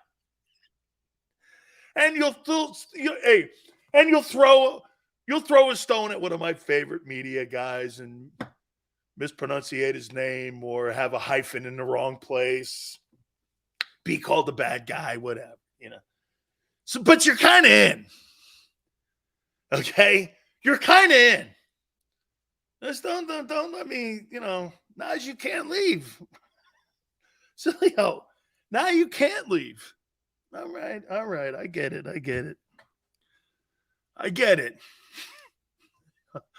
Come on, man. Devontae Smith Sports Scene. Search it on YouTube. Thank me later. Hey, he's a top 15 wide receiver with an opportunity to keep moving up into the top 10. And by the way, CeeDee Lamb is going to make $25 million being like the 15th best wide receiver in the league. It's no shame, dude. Okay? Jubba goes, Sills, where's the cowboy helmet? Well, it ain't nowhere near where we are. I can't have the bad juju. I can't I can't have the bad juju. My screen went out. Something happened. It was really weird, man. I put the cowboy helmet where my Buck helmet is, and I hung it there. And all of a sudden, man, my screen went shitty and everything started going sideways. And Xander's like, dog, you can't. And then Xander's never said anything. Tone, you'll love this. Xander's never said anything. He goes, so Zach, you cannot hang that hat. He goes, you cannot have that helmet in the background. You cannot. And I'm like, yeah, but the Cowboys and even Steven signed. He goes, dude, I don't give a shit if Jesus signed it. You can't have it. Oh, man. Right? Okay. Here is the next topic.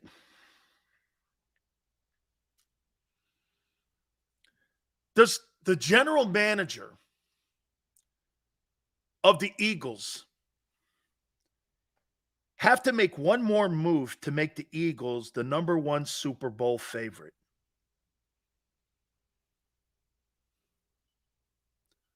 Do you think Howie Roseman has to make one more significant move to make the Eagles the favorite? By the way, they are a contender. But the favorites, in my opinion, Chiefs,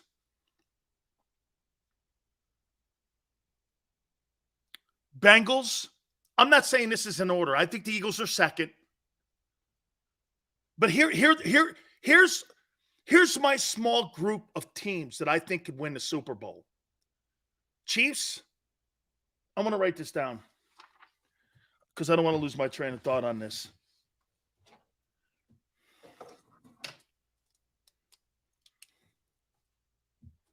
Bengals, Bills. This is not in order. Eagles, 49ers, Cowboys. Would I add another AFC team? Bills, Bengals, Chiefs. Bengals, Bills, Eagles, 49ers, Cowboys, Chiefs. Anyone else? Chargers? Jets? Jags? Jags are good, man. I'm talking any team. I got how many teams? 3. I got 6 teams here. I think these are 6 legitimate teams that could potentially win the Super Bowl this year. Bengals, Bills, Eagles, 49ers, Cowboys, Chiefs. Anyone else? Jets and Jags?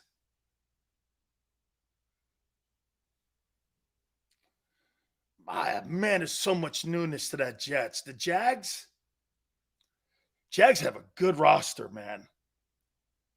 Trevor Lawrence, though, really, in his 3rd year, going to take that team to a Super Bowl?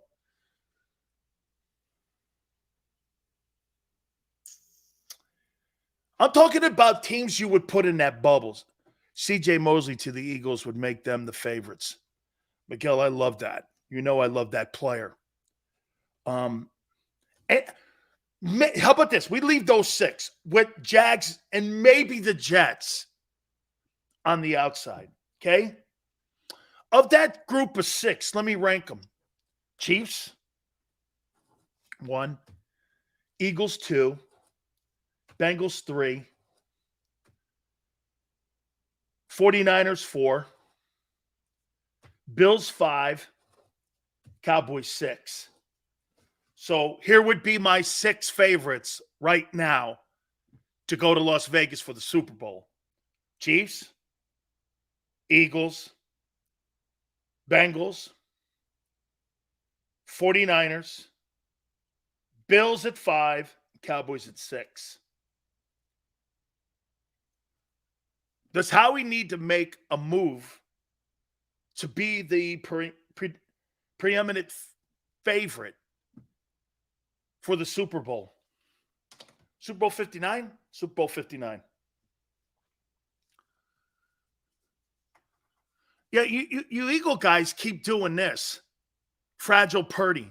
Has it mattered who's played quarterback and saying, you guys keep talking like the quarterback position has stopped the 49ers. It hasn't. It stopped them from winning the Super Bowl. They get to the NFC Championship game 3 of the last 4 years. You need to cut that shit out about them. Hey, I give them a ton of shit because they're moaning and crying. But at the end of the day, dude, they get to the NFC title game. And in theory, the last 4 years, they've been more successful than the Eagles. So I'd be careful what I'm saying. I mean, they have been. You had a 4-win season in the last 4 years. They haven't. Okay? And choke. Okay. That's not the point. They still get to the title game with the shitty quarterback. Can you imagine if they figure it out? They'll win it. Expand that to the last 6 years. So do it. The 49ers, the last 4 years, though, have been more successful than the Eagles. Okay? I mean, and quite frankly, they've been to more NFC title games. I get it. It's Tone's comment about putting your name on the test. That's not the debate. But you make it sound like they flounder. They don't. Shit, they had 3 different quarterbacks and won 12 games in a row last year with 3 different guys. I mean, you make it sound like they're not winning. They are winning. Again, that's not where I'm at here, and that's not where I'm at. The comment I made,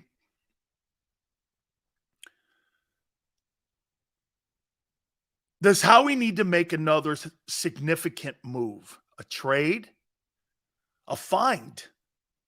What's more likely, you think, Howie? Dude, let's go his history too.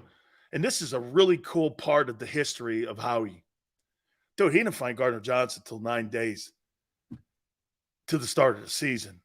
And that guy played Pro Bowl ball. I mean, he was a great football player last year. And they found that guy somewhere deep on the depth chart in New Orleans. Or I should say not deep on the depth chart, but deep in the payroll. I mean, he made nothing. Dude, that guy was like a nothing burger when it came to money a year ago. It was, to me, I think it was a better find than trading for Darius Slay. Slay's been a hell of a player for the Eagles, but you find a guy making $800,000, he's making $8 million now with incentives. That was some find. Seriously, that was some find. Because it was 9 days before the season. Howie went there and made a deal with Mickey Loomis, and Loomis sent him there. You're like, not only did he get it, I don't know how Mickey Loomis keeps answering that phone call from Howie. They must have a really great relationship. That's good to have. Because you know why? Mickey Loomis is a hell of a general manager. You know, he's been to Super Bowls too. He's won them. Remember, Mickey Loomis is the guy that he said, let's sign Breeze. It was him, along with Sean Payton. Now, they had to because Dante Culpepper went to Miami, but there was a big thing whether or not to sign the guy because Dr. Andrews said that this guy may never throw the ball right ever again. And Loomis signed him. Mickey Loomis is a good general manager. And I love how Howie hangs around the right guys. Look at the moves he makes. Howie's not just going to sign a guy. Like who? Didn't they just sign a defensive tackle? Michael, thank you, brother. Didn't they just sign that defensive tackle from New Orleans? Okay, and put him on the team? Howie does need to make a move, and it has to be on defense. Has to be on defense. What position? Linebacker or safety? Yeah, Street. I think Street. Hey, Tony, I think Street's going to be an impact player. Linebacker. a position they don't value. Where are you going to get a linebacker where the general manager doesn't want? The general manager will never give up a third-round draft choice for anybody. So, to me, this is how I think it's going to play out. They'll maybe send a draft choice for a safety, free or strong. But they're going to wait and see what the cut wire looks like June 1 here in 2 weeks and see who gets whacked. And then they'll swoop in. I think that kid Mosley has a good chance of being cut. They'll probably try to restructure. Okay, but he's got a gigantic number. Hey, the kid in Tampa wants $20 million. Personally, if you put Devin White on the open market, would he get $20 million? I never thought Roquan Smith would get $20 million, and he did. And is Devin White as good as Roquan? I don't think he is. I think the two guys, the guy in San Francisco, Warner, and the guy in Baltimore, I think those are your two best interior defensive linebackers. And you heard Seth Joyner yesterday. Dude, you guys only have 4 linebackers on your team. I mean, right now, if you went to camp, you don't have a linebacking core. And that affects your special teams. Because what are your special teams majority made of on your kickoff team and your kickoff return? Linebackers, safeties, corners, running backs, tight ends, maybe. Like, you have no special teams unit right now. You will get beat massively. And here's what – here, let me throw this at you here. Do you think the depth on this team is better than it was a year ago? I don't. Why? Because you're now calling guys up that were your depth to be your starters. Where's your depth? And if you don't have depth on your team, you don't have special teams now. Because they're taking them from those teams. So you're going to play your line. So what? Nakobe Dean's going to be on a kickoff team, kickoff return, and he's going to play 65 plays? That's not going to work. Okay? So for me, I'm going to wait for the cuts. I'm going to wait for the cuts for linebacker. I might make a trade for safety. Depending how Brown looks. Who are the safeties right now going to camp? Give me the list of the safeties going to camp.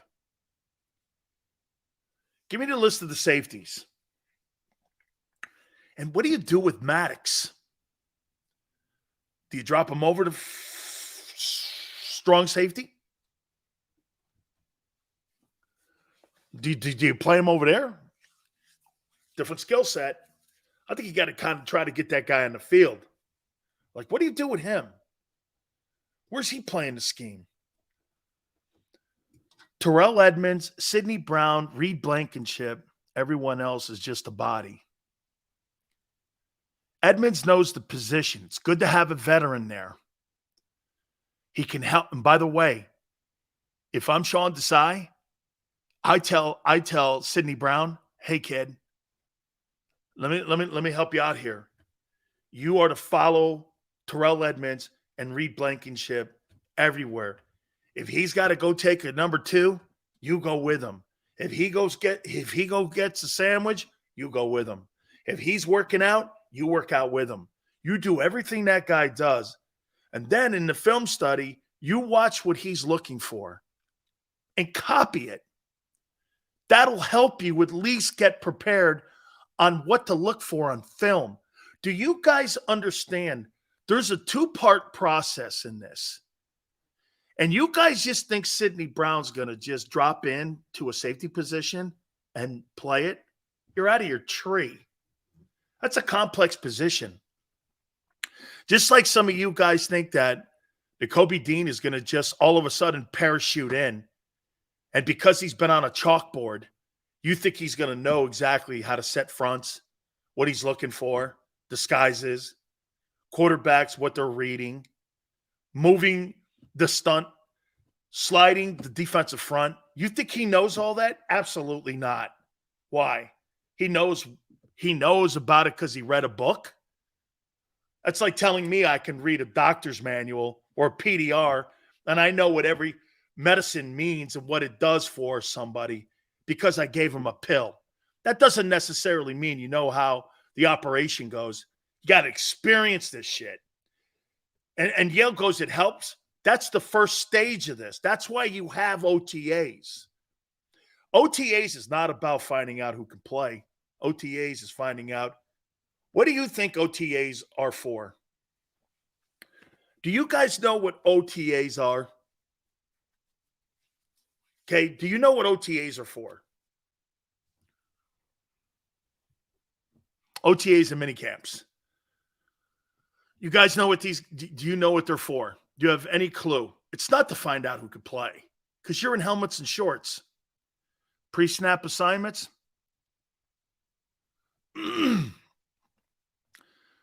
Scheme is barely in right now.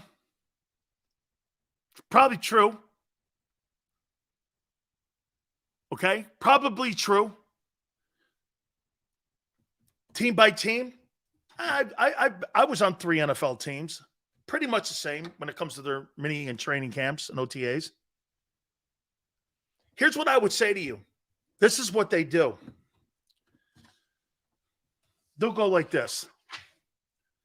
You'll come in your 8 o'clock meeting in the morning. And they'll go like this. And there'll be a book. This is what we're going over today. And you'll be in that first group meeting, your defensive meeting. Then you'll break it down and you'll go to your D-line meeting. And in that D-line meeting, they're going to go like this. Okay, today we're going to work on base G defense and we're going to work on 34, 52, 38. Also, we're going to be working on banjo cover 2. We're going to be working on the Tampa 2. We want to do a little version of the Tampa 2 coming out of a 34. And when they say all these things, you have to look at what they're going over on their hit sheet for the day. It'll go by period. And you not only have to know what they're doing, but you got to remember, you have to know what technique to play when they're going over 43, 34, 52, 46, cover 2, Tampa 2. You've got to know when they say Tampa 2 slide left, want you on the left hash mark, you got to know to be in a 3 or the 4 and a 5 technique. So what they'll do is they'll overload you on information.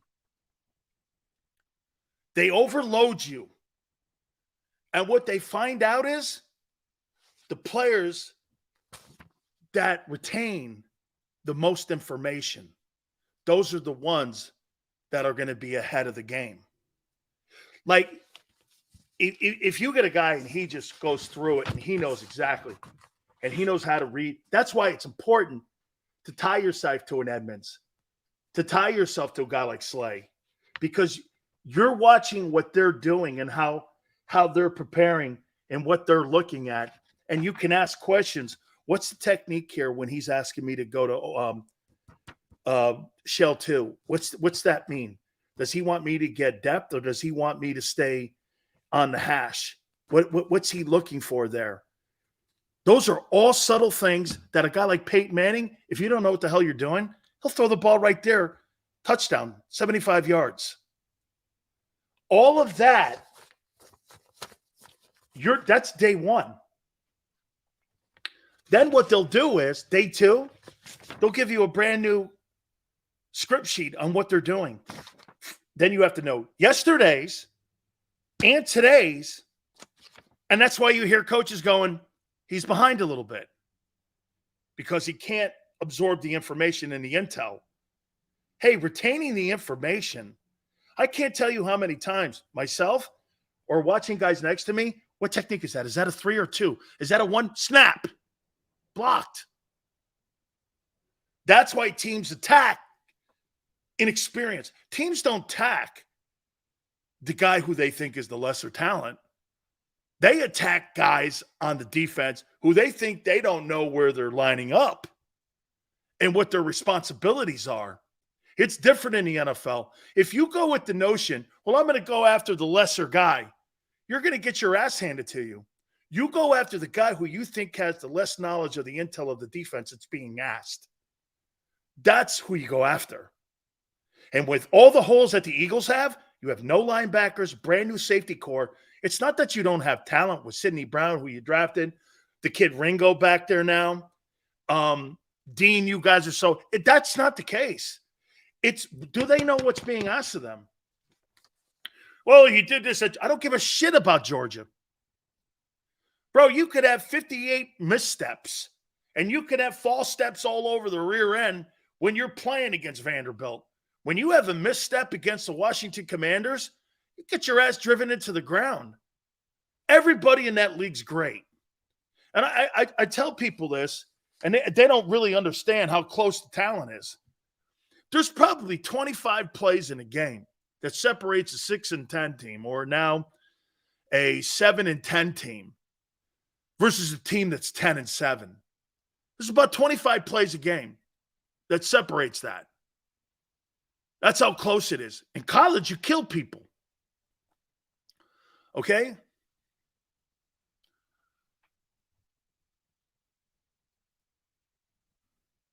And again, we'll find out. Well, no. That's why it's important to have all your young guys in your mini camp with your veteran guys. That's a cool thing that the Eagles have. Jalen's there. The new players are there. Shit, you see Lamar Jackson showing up a little late. Rodgers is a little nicked. That hurts, especially with a new quarterback, new faces, new terminology. Nathaniel Hackett is in the Jets. You want to know why the Jets? The Jets are a Broadway play right now. The Eagles are a football team. There's a difference. The Eagles are practicing culture, preparation, and knowledge of what's being asked. They're looking at they're looking at the players right now who they believe is going to understand exactly what's being asked of them. The Eagles are going about their business as a football team because they're motivated after what they saw in that Super Bowl. Look at the Jets. Quarterback's nicked. He's a TV star. That's a Broadway play. Okay? It's a Broadway play. The great teams with the great quarterbacks, the Michael Jordans, the Tom Bradys of the world, they don't miss training camp. They don't miss OTAs. Why? The quicker I can get the younger players on the same page with me, the better we'll be. Not I'll be.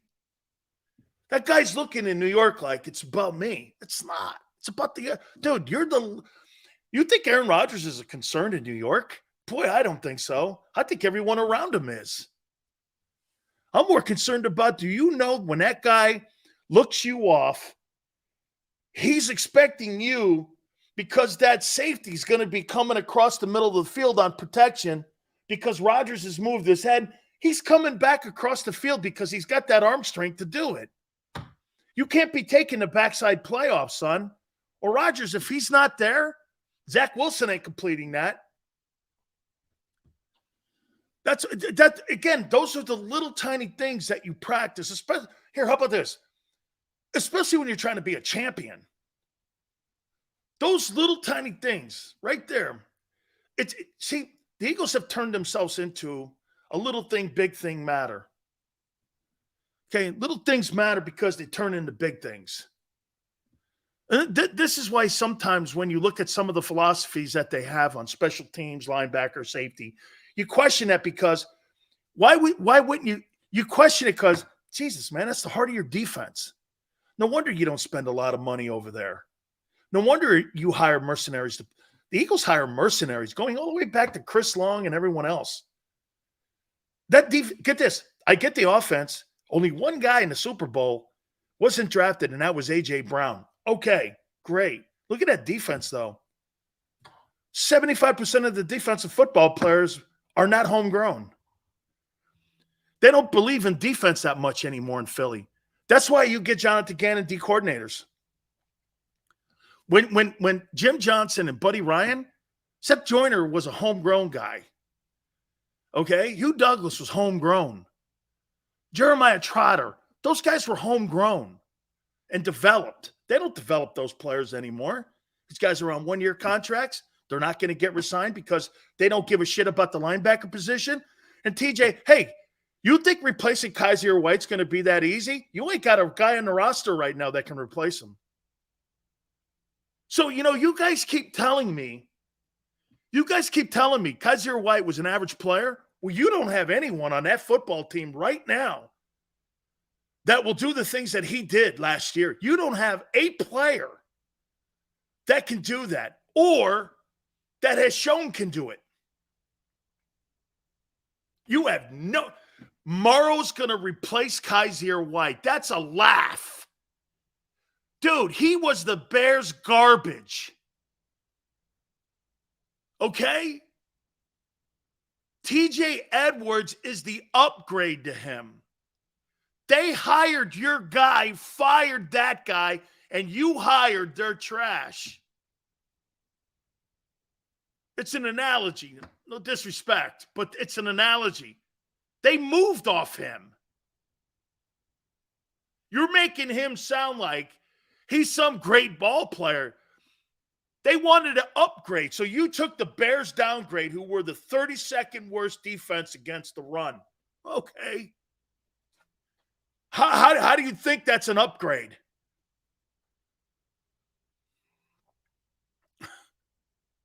I mean, you're making it sound like, who do you have that replace Kaiser right now? You ain't got a guy.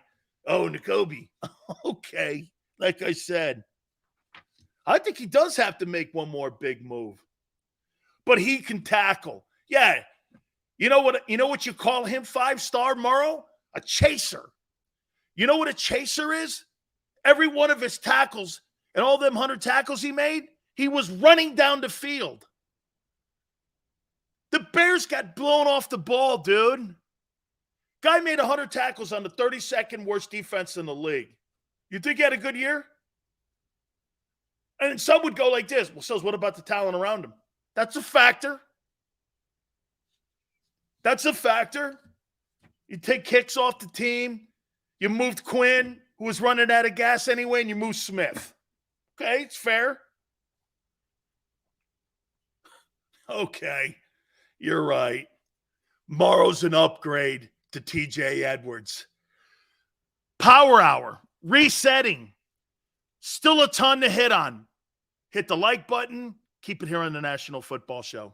Do you stream on a Roku, Fire Stick, Google TV, or Apple TV? Now you can watch 6ABC 24/7 with the 6ABC Philadelphia streaming app. For the big story on Action News, Search 6ABC Philadelphia and start streaming today. Go to get your game on. Go for the beers. Go for the cheers. Go for the hit and the hits. Go for the stakes and the stakes. Go to get your parlay on. Go to get your party on. Go for the scene. Go for the screens. Go for the gallery. Go for the win. Go to Ocean. Visit theoceanac.com to plan your visit. The greatest fans on earth. It's a bold statement, but would you expect anything less from Philadelphia? 58 years of heartache creates a toughness, a grit, a resolve not found in most. Sure, our prayers were answered, but now that we've had a taste, we're looking for more. Pondley Hockey, official partner of the Philadelphia Eagles.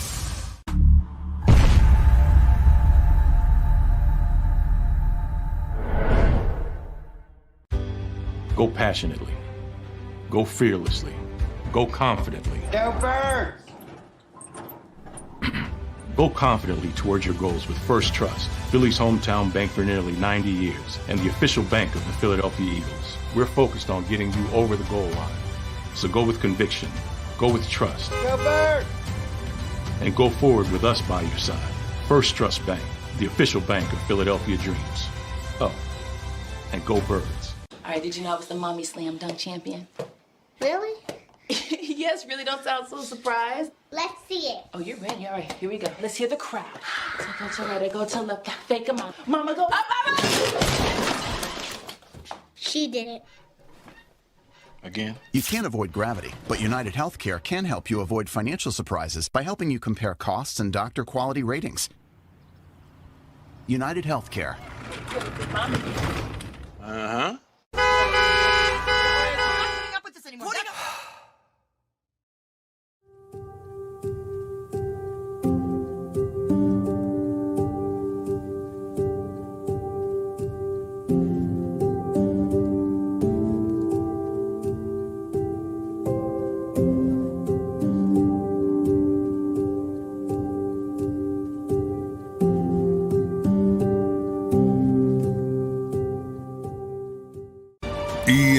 EAGLES, Eagles.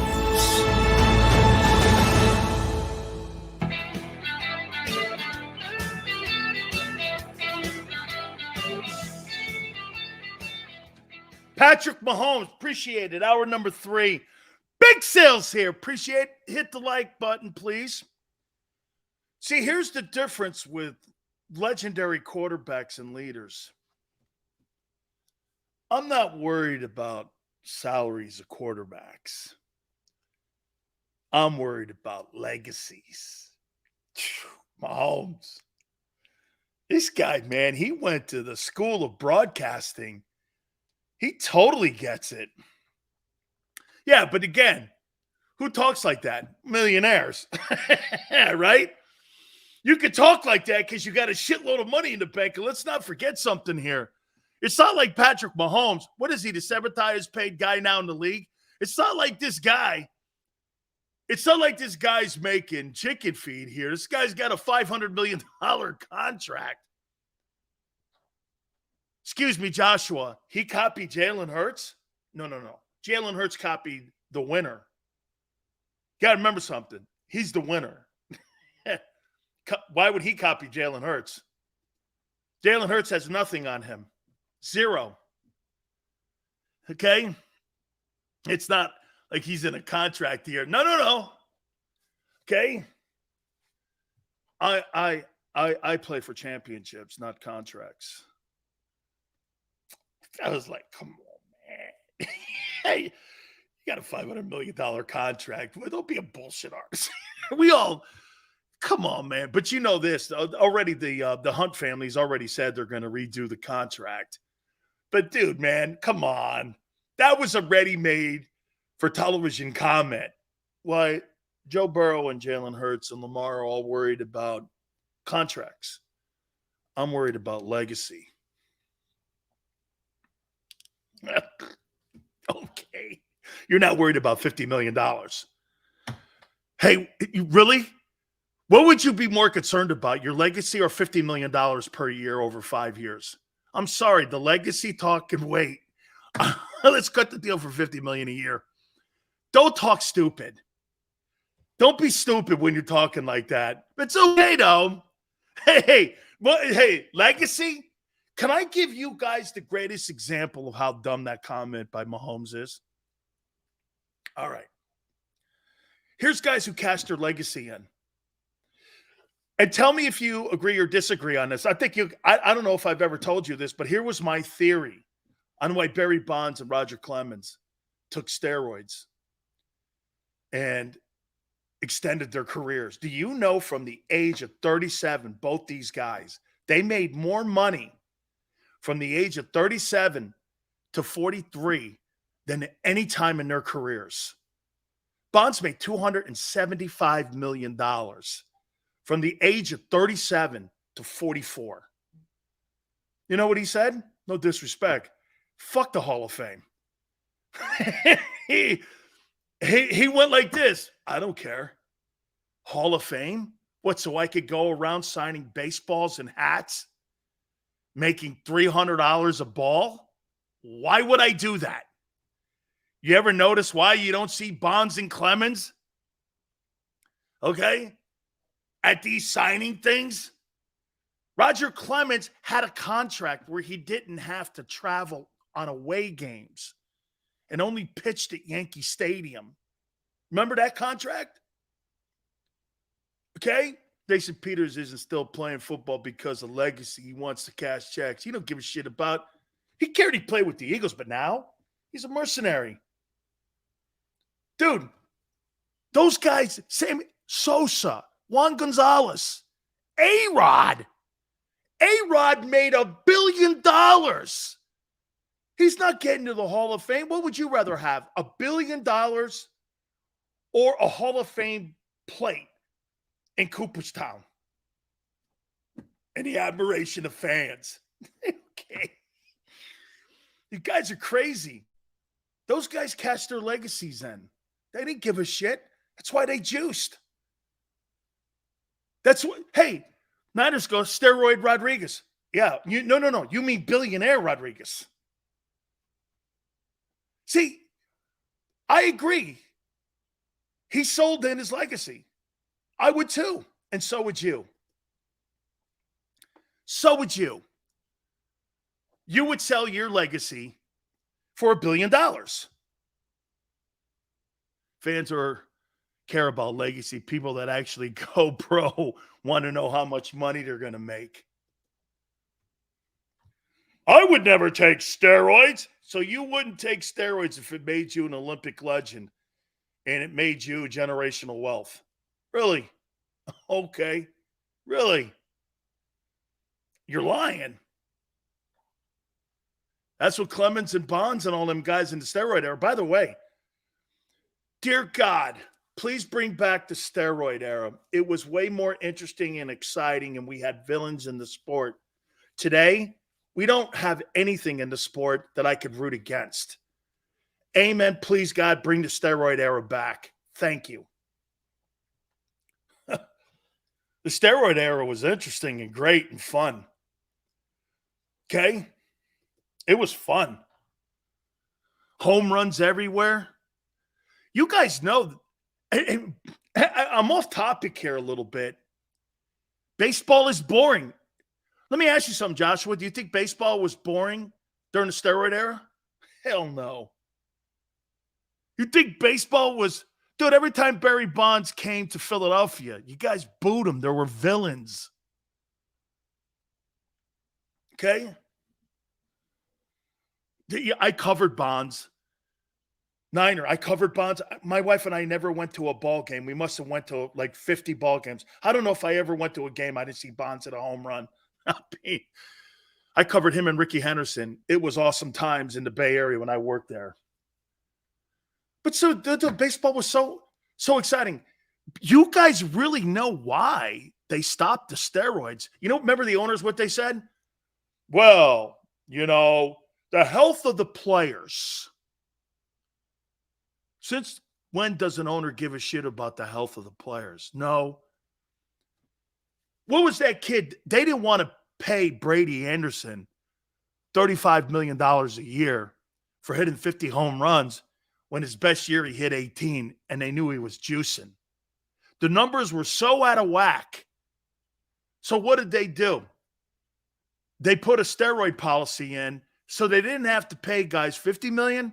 Instead, they paid them $20 million. It lowered the salaries. Why? Because the numbers were lowered. They didn't do it for the betterment of the health of the players. They did it so that they could not have to pay these guys for hitting 56 bombs. Dude, you hit 70 home runs, you got to pay that guy $70 million. You hit 35 home runs, I got to pay him $30 million. That's why they did it. They didn't do it for the betterment of the game. They did it because the owner saw these numbers through the roof. And someone told them these steroids were making these players like Pete Incaviglia and Juan Gonzalez and all these guys to put up these incredible numbers, and it was skewing the record books. You were pushing guys out of the top 10 in Hall of Famers who were hitting all them home runs. You were making them like 14th and 15th. Okay? But however, it was one of the more exciting times in baseball. Bring the juice back. Shit, man. Baseball right now is watching sand go through a sunglass, that dial. I mean, it's boring. Baseball is boring right now. It's a boring sport. No one talks about it anymore. Dude, how many times when Bonds and McGuire and Sosa and those guys were chasing down Maris, did you stop at restaurants and look up and go like this? And it was must-see television. My wife and I used to go to restaurants, and all of a sudden they would have break-ins for normal television because McGuire and Sosa were going after the home run record. Don't do that shit anymore. Okay? They don't do that. Exactly, Jack. Weapon goes, is the Mahomes comment the Brady effect? Because that sounds like something Brady would say. I think it's a dig at the other quarterbacks, letting them know who the king is and why he would do this. Unlike Jalen Hurts and Lamar Jackson and Burrow, Herbert, Allen, I'm worried about legacy. I'm not worried about numbers. Okay. I'm not worried about contracts. Dude, come on. You know, every one of those quarterbacks are doing what you and I are doing. Come on, guy. You don't really mean that. Hey, I don't want to make the most money. Let those guys make the most money. I'm just glad to be a Chief. Oh, shucks. Hey, I play for the love of the game. Hey, dude, don't lie. Ben Roethlisberger said something the other day. He was wishing Kenny Pickett sucked. And I was like this, holy shit, somebody with some honesty finally. Hey, you know what? When Pickett took over for me, I wanted the kid to suck. I didn't want him to just roll in there and really play well. And, man, he sucked. I was really happy about that. It's a real penis comment. But at the end of the day, he's honest. I was like, holy shit, somebody's honest. Okay? Ben was like this. Hey, man. Ben went like this. He was a total tool.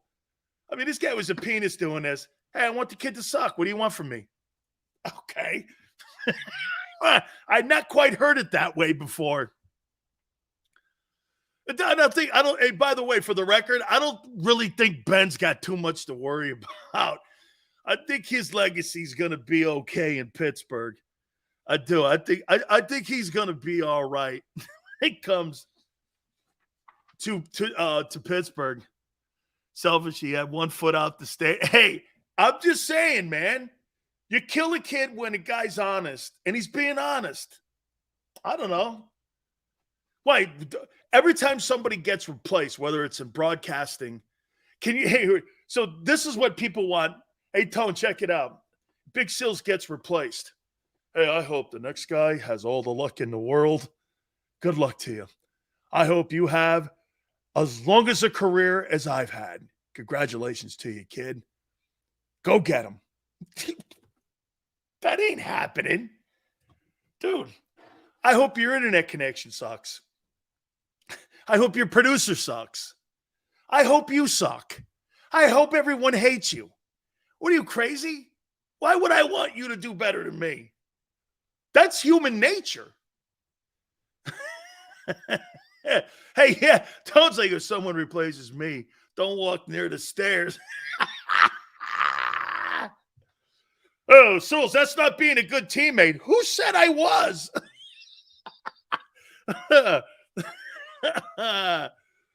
Wait, hey, listen, man. Let me see. I know many people think I've had 100 jobs. It's not true. Real jobs. Let me think. Okay, KMBR, I was there for 6 years. WDAE in Tampa, I was there for 15 years. QAM, I was there a year.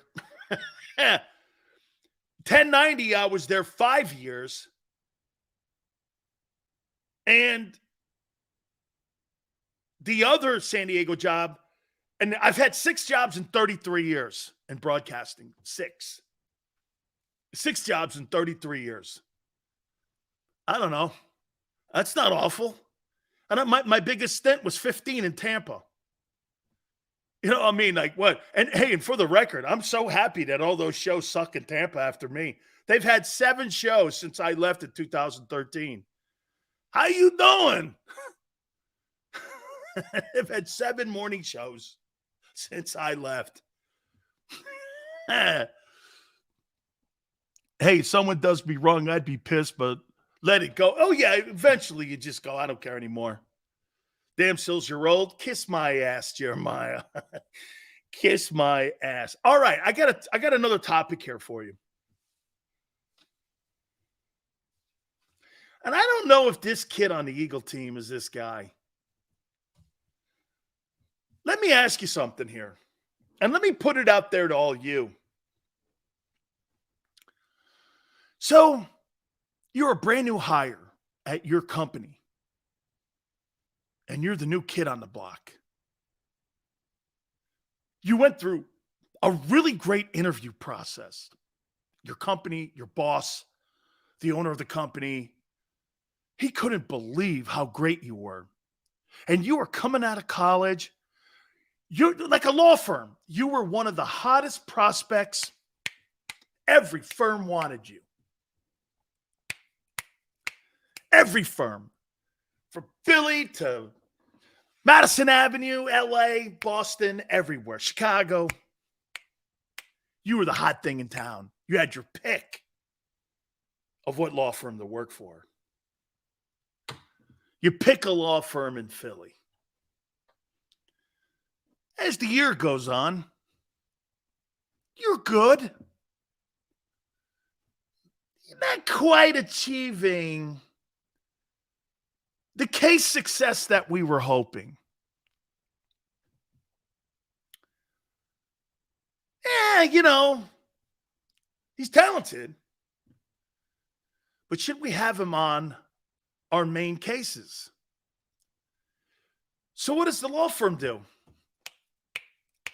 They look for the next hottest guy. They look for the next hottest guy. You're still there in the building. Okay?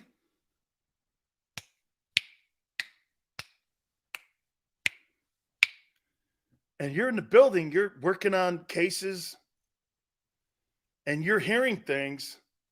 Are they going to hire another? They're not going to go to my college, too, and do it, are they? This guy's got the choice. He's one of the hottest.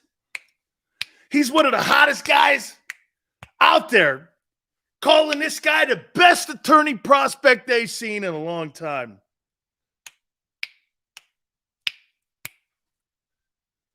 All of a sudden, the firm in Philly offers this new attorney who went to your school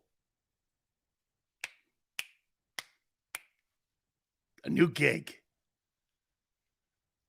And there you are. And what does that firm do? They put that guy in his office right next to yours. And guess what? You got to share the same secretary.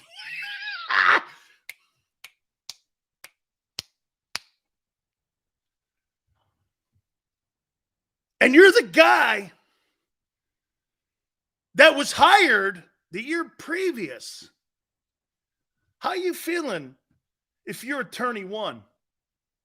How would you feel? How would you feel if somebody who went to the same school, had the same law degree, had the same teacher as you did, and they went back to that same school and hired a guy that does your job? How would you feel? Okay. Perturbed? What? If this relates to Davis and Carter, I'm looking forward to seeing. Oh, holy shit, Yale. That's the first time I'm going to put you on the podium so that you could run for the mayor of Philly. God knows you need one. Holy shit. Yale's now the new mayor. Hey, your new name, Yale, is the Philly mayor. Holy shit, you're running for mayor. I just told you about being honest at Roethlisberger. Hope that Pickett failed and sucked. Happy if I like the guy? Oh, man. I don't give a shit if he's my best friend. I would accept the competition. Oh, my God. Woo-wee. Okay. Holy cow. Hey, you know what? I'll accept the competition. Hey, I'm really happy for my friend.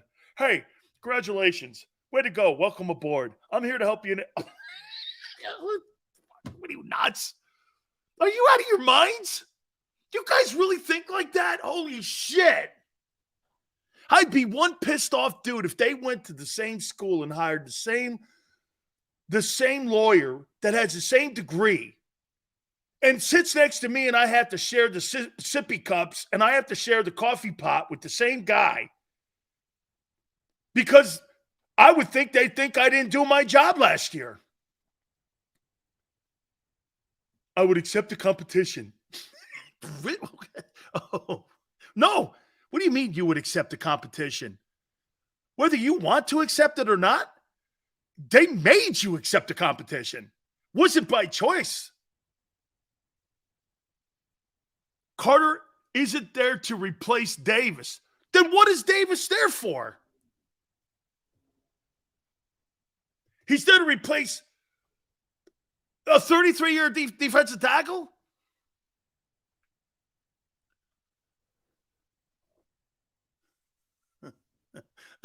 I'm going to use Tone's topic here to expand after I get. So aren't you pissed off if you're Jalen Carter that you drafted the same guy at the same position from the same school that had the same coach recruit you? Are you not a little bit like they went to the same position? Not only same position, they went to the same school. Dude. Oh, is that how you see it? He's there to replace Fletcher. Is he? Hardgrave. Dude. Jordan Davis. I want to save this for a second here. So you guys don't think that there's any kind of you're Jordan Davis. You would just blow that off? That somebody drafted you in the same position. Well, let me hook you up how the NFL is. The next time you have a chance to talk to an NFL guy, ask him how they feel when a team drafts a guy at your position, how that makes you feel. Ask him. Not this bullshit here that you guys are, this fantasy land that you guys are living in. Ask him what it's like when you are drafting a guy from the same school at the same position you play. See how that goes.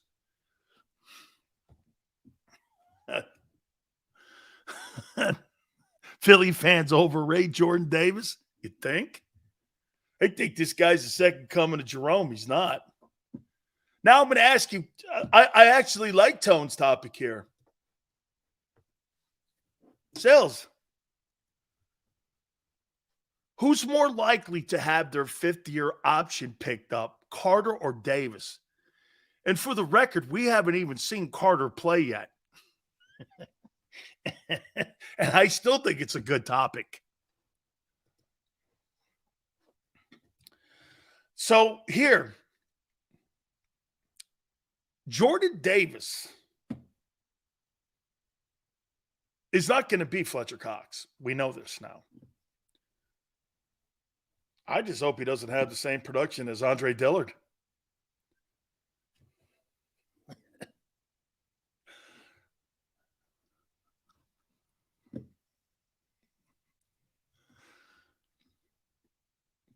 Right now, Jordan Davis is closer to being Andre Dillard than Fletcher Cox.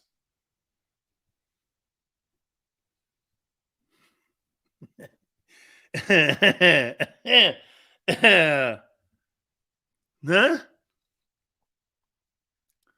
I'm not, that wasn't my time. See, this goes like the post. That wasn't even my topic, but I liked it because I think it's a good question. So wait a minute. You don't really think you're not going to put that story in the newspaper because the Eagles would have a shit cow with it if you started doing this. So Jordan Davis had no problem with a guy being drafted at the same position. Really? Well, isn't he a guy? Oh, man. Isn't he a guy? Well, what a good guy he is. That just tells me a little bit about his personality. Because if somebody did that shit to me, I would do everything on my power to make sure that I was out there 100% focused and ready to go, and I'd take no prisoners. And I'm not helping anybody, guy. Ben Roethlisberger's right. You see how Roethlisberger thinks? That's how every NFL player thinks.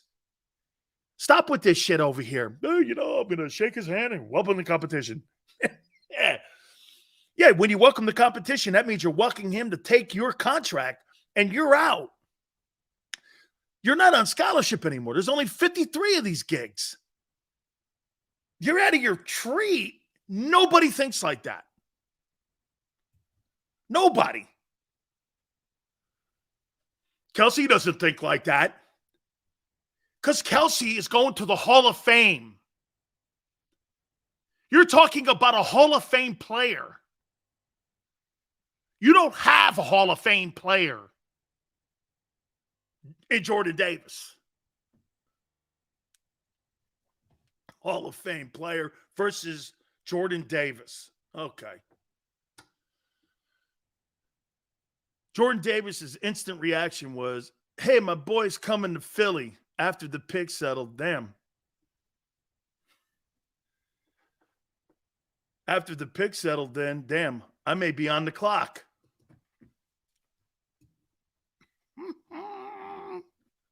Don't think's like an NFL guy.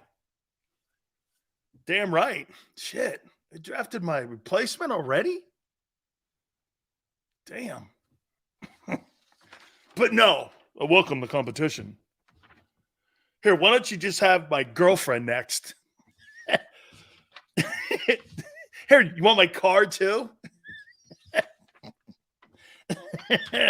hey, you can have my locker if you want too. I'll get a new one. Hey, if you want my jersey number, I'll give it to you. Holy criminy, man.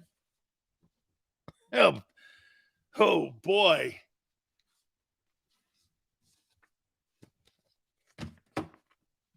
Sip of water, Sills. You gotta. Hey, relax. Wow, you guys are. When contract time comes up, trust me, they're not keeping both. Doubtful. Sills predicted Jordan Davis draft. Niners, I said it's a good pick, just not at 13. Okay? Just not at 13. Davis and Carter are set up to play next to each other. Okay? Well, again, let's see how this plays out here. Let's see how this plays out here. All right. Get to some NFL news here.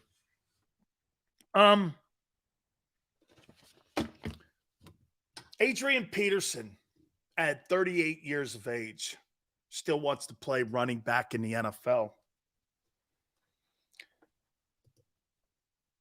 You can't draft a run stopper in the top 15. On draft day, I said he's either Vince Wilfork or Fletcher Cox. And he's down here. And he'll always be down here. He is never going to be a sack guy because he's never been. And I know what Seth said. Why? Because Howie goes, why can't he be? Well, he's never been. You're either a sack guy or you're not. He's never been. But he's miraculously going to turn into one in the NFL. Really? Well, let me know. Fletcher had immediate impact. Actually had a few sacks, like 6, his first year.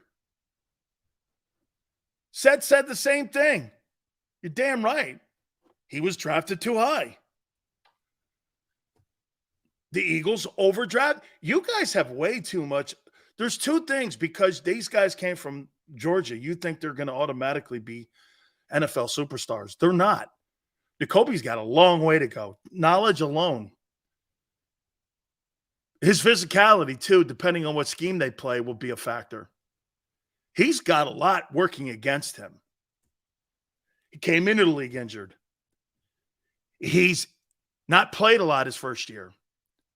He's taken over a role now that he has to be the quarterback on defense.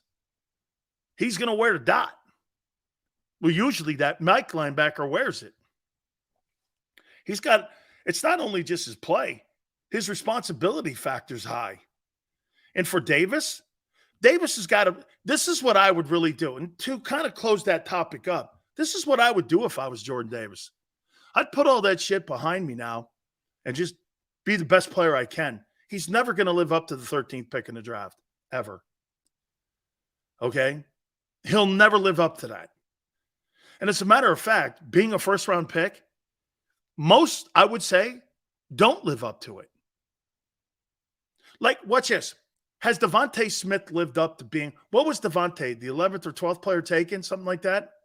Has he lived up to being that pick? Yeah. Has Jalen Hurts lived up to being a second rounder? Dude, no doubt. Has Lane lived up to being let's take a look at your first rounders over the last couple of years, if they lived up to being first rounders. Has Lane? Yes. Rager's gone. Dillard's gone. Has Derek Barnett lived up to it? No.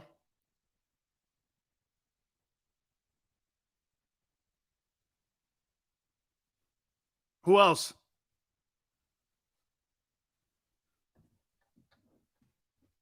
Devontae has. Has it, any guys that are on your team that are first rounders, has any of them outside of Lane Johnson and Devontae Smith lived up? Fletcher, for sure. Graham, yes. Graham, what pick was Graham? What round? I think he came out of Michigan. Am I right when I say it? I think he came out of Michigan. Has he lived up to it? Yeah. 12th? Yeah, he's lived up to it. Played a long time. Had a really fine career. Sack total's not where it should be for a guy that's played that long. I think he sacks at 50. Not a great number. Had a great year last year, but not a spectacular number. But again, he was asked to do different things in different schemes, so it's not a rip. But 50 sacks. Fletcher's had 70 sacks. I mean, he's had a career that compares with Dominican Sue. Okay? He's had a terrific career. And he's played on one team. But really, I mean, very rarely do you have guys live up to being first-round picks. So to sit there and tell me you think that this guy's going to break the mold of the Eagles when it comes to their first-round picks is nuts, especially with what you've seen already. Now, it's early in the process, but he's not going to have Jalen Hurts jumps. That's not what he's going to be. Do you understand that Jalen Hurts' problems were fundamentals and perception? Jalen Carter and Jordan Davis, nobody questioned their ability. They questioned Jalen's ability. But it was more technique and fundamentals. And once he got better coaching and people who believed in him, that's why he had that springboard jump. As you would say, Dan, our defense is in the land of the unknown. Absolutely. That's why that side of the football could still be the crux that brings down the castle, because you just don't know. I mean, look, I think there's talent there. We talked about it with Seth yesterday. Okay? And until we see it, That's why, again, when we talked about these mini camps and OTAs, they're finding out right now who understands what's being asked of them. I'm hoping this kid Nolan Smith, I think this kid Nolan Smith could be a force on that team. I don't know where Jalen Carter and Jordan Davis are going to be in this entire process. I'm really thrilled to death. One thing, I am thrilled to death they got. I never thought I'd say this.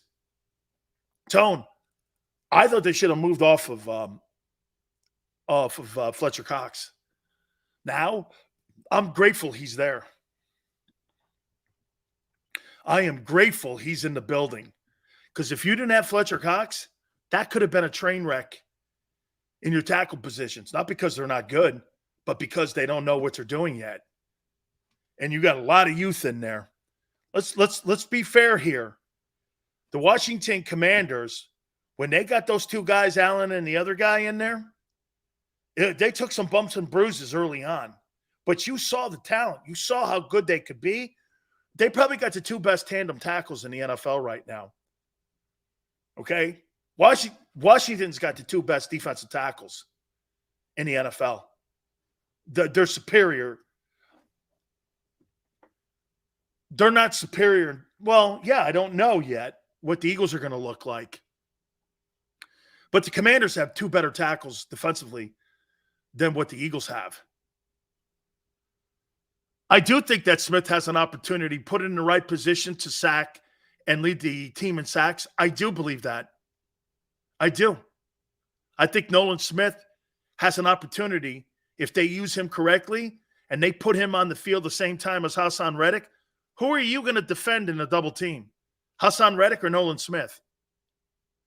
I'm going to leave it back in for Reddick, and I'm going to leave my tight end in for Reddick, which means what? You're going to be one-on-one outside with an offensive tackle that you should beat on the weak side.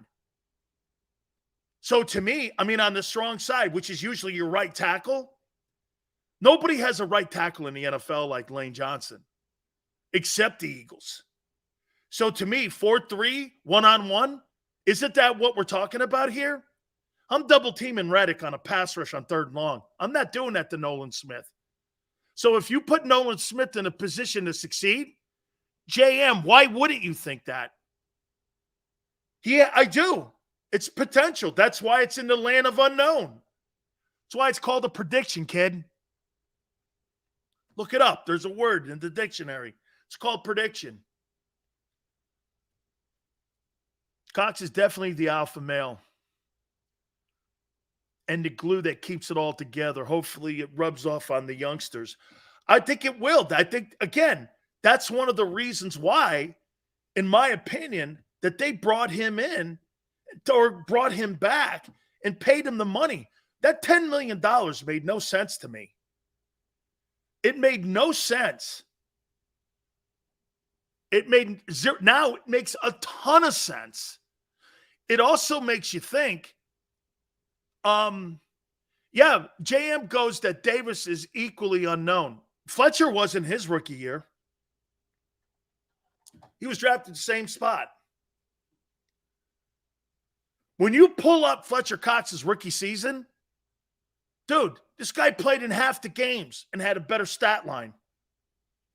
And when you watch Fletcher Cox play his freshman year or his rookie year, you were like this kid's good.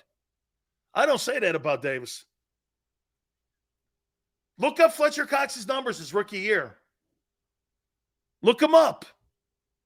He was an impact football player in his first year in the NFL. And you saw the talent. Everyone on the planet saw it. You were like, holy shit, man. I saw him a couple times at Ole Miss, but I didn't think he was that good. Shit, he got to the NFL. He was a good-looking football player. Fletcher's a borderline Hall of – well, Yale. He was the 13th pick.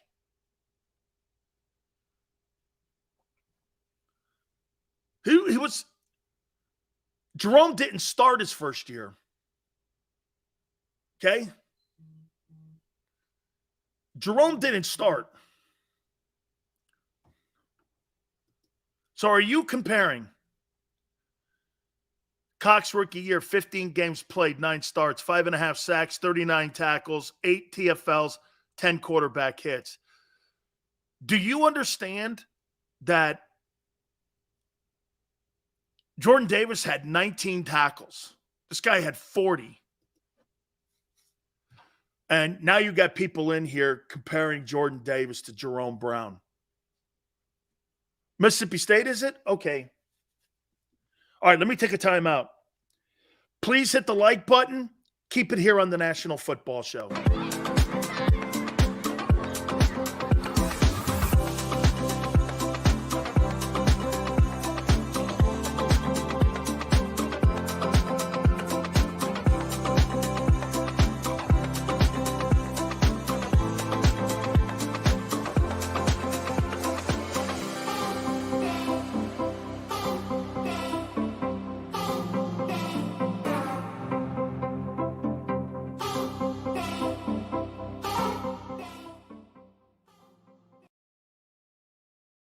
Heading down the shore. Have a ball once more. Here, imaginations run wild and time stands still. Because here, you can find the best of the Jersey Shore, all on one 5-mile island. So leave the old you behind and get lost in the woods. Wild, wild, wildwood days.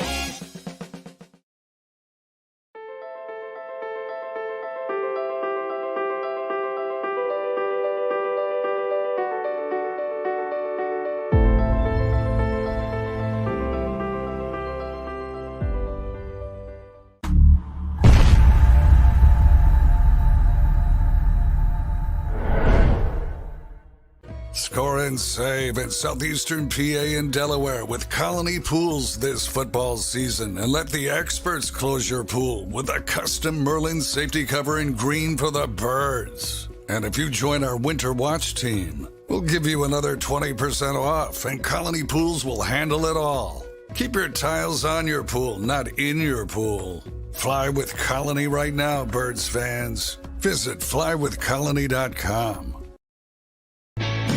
Hi everybody, my name's Jason Lombardi. I'm an inspector at DryTech. At DryTech we offer 3 major services, the first one being basement waterproofing.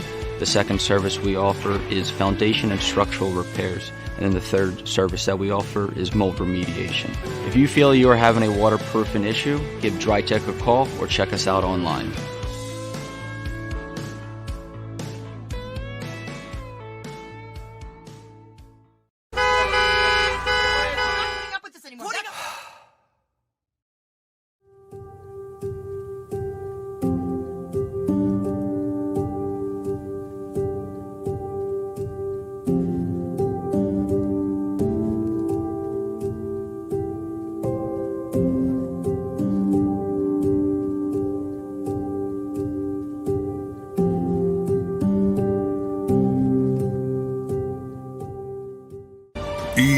EAGLES, Eagles.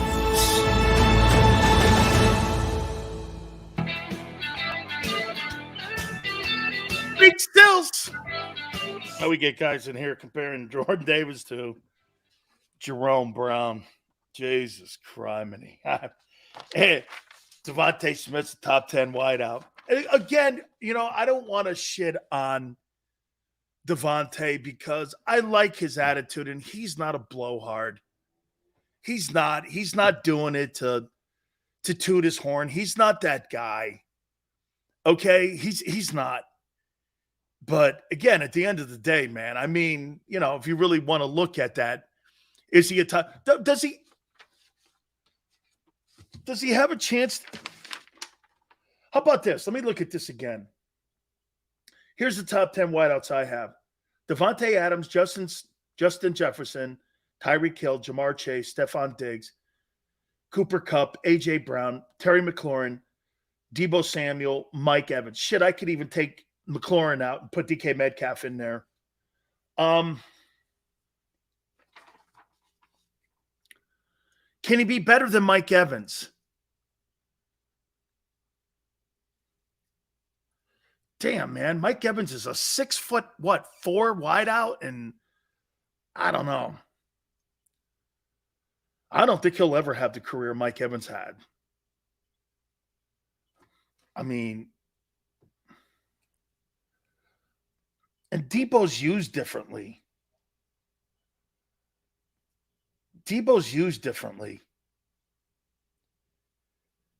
Mike Evans stats. Oh, Jesus criminy. Yeah, this ain't happening. He's not putting these numbers up. Nobody in Eagle history has. Holy shit. You know, it's funny. You know one thing? He's never had – one thing's for sure, though, huh, Tone? He's never had a 100-catch year. Hey, you know what, though, Tone? He's never had a 100-catch season. That's kind of shocking in a way. 1,050, 1,200, 1,321, 1,000, 1,524, 1,120, 1,000, 1,124, 12 touchdowns, 13 touchdowns, 14. He's not that guy. This is like T.O. numbers. This is like T.O. He'll never be Mike Evans. Let me look at Terry McLaurin. Terry McLaurin stats. Oh, Jesus. And shit quarterbacks. 919, pretty much the same kind of rookie year. 58 catches. Then he went to 1,100 yards, 87, 1,053, 77.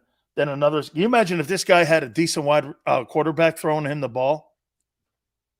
I mean, I can't even tell you. I mean, this guy had bums throwing him the ball. Pretty impressive numbers that he's been able to put 1,000-yard seasons up with the bums that they've had in Washington. And the kid Dotson does help on the other side. He does. Let's look at Deebo Samuel's numbers. That's interesting. Deebo Samuel stats.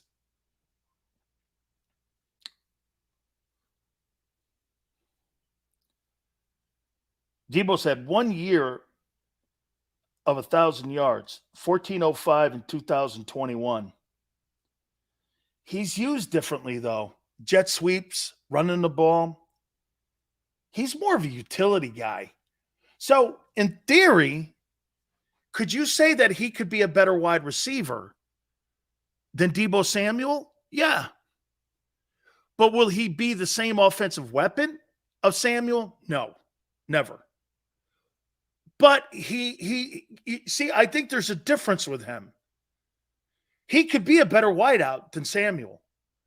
But I don't – that's a good comparison there, Yale. He's almost like the Christian McCaffrey of wide receivers. You know, he's jet sweep shit, and he's all this other stuff, running the ball in between the tackles. You know, wide receivers don't run the ball in between the tackles. Dumbo Samuel, why, because he's crying? That is a true case. You know, AJ didn't really put up a ton of numbers until this past season. Could he be better than AJ Brown? AJ Brown stats.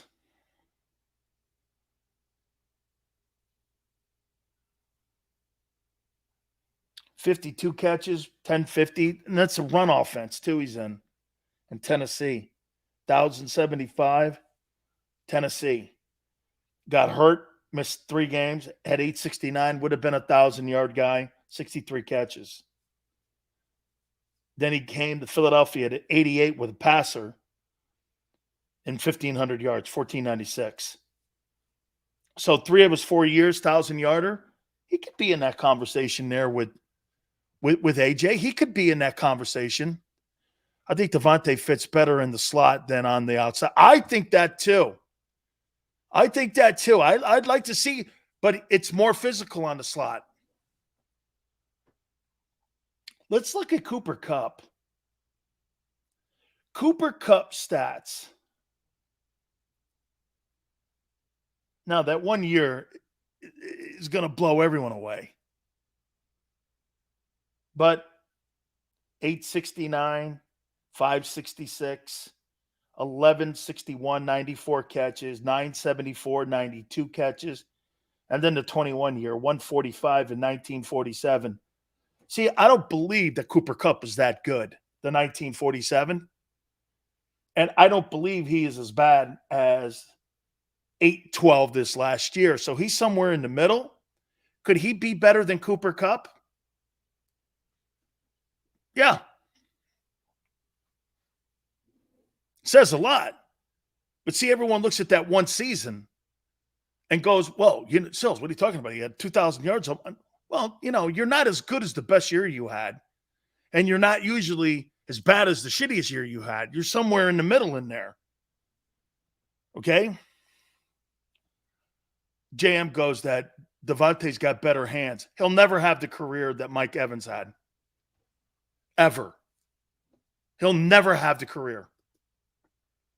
I think Kupp is more like a 1,200-yard, 8 TD receiver. Yeah, the 1 year was nuts. But to me, that's why I don't look at him and go, well, you could actually say, who would you rather have right now, Cooper Kupp or Devontae Smith on the Eagles? Are they the same guy?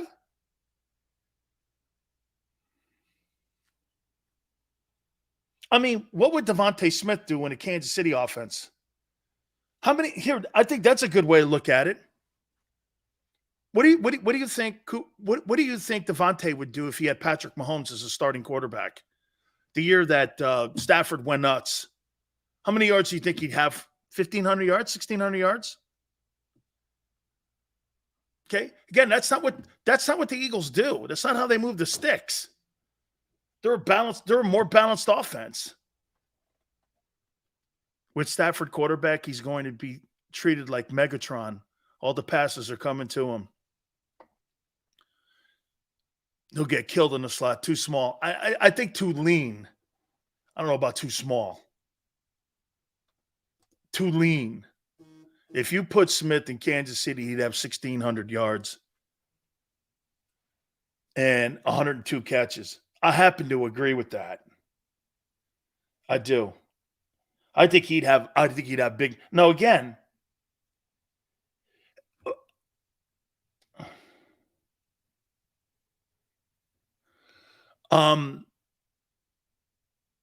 Again now, I think he's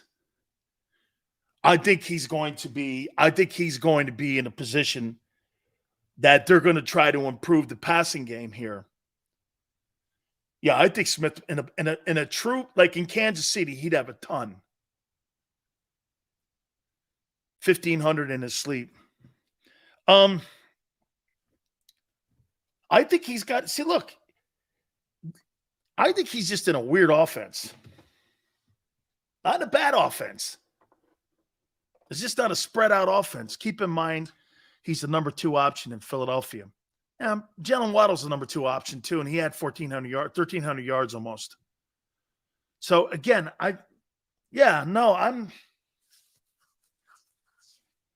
it's not preposterous to think he's right there, top 13.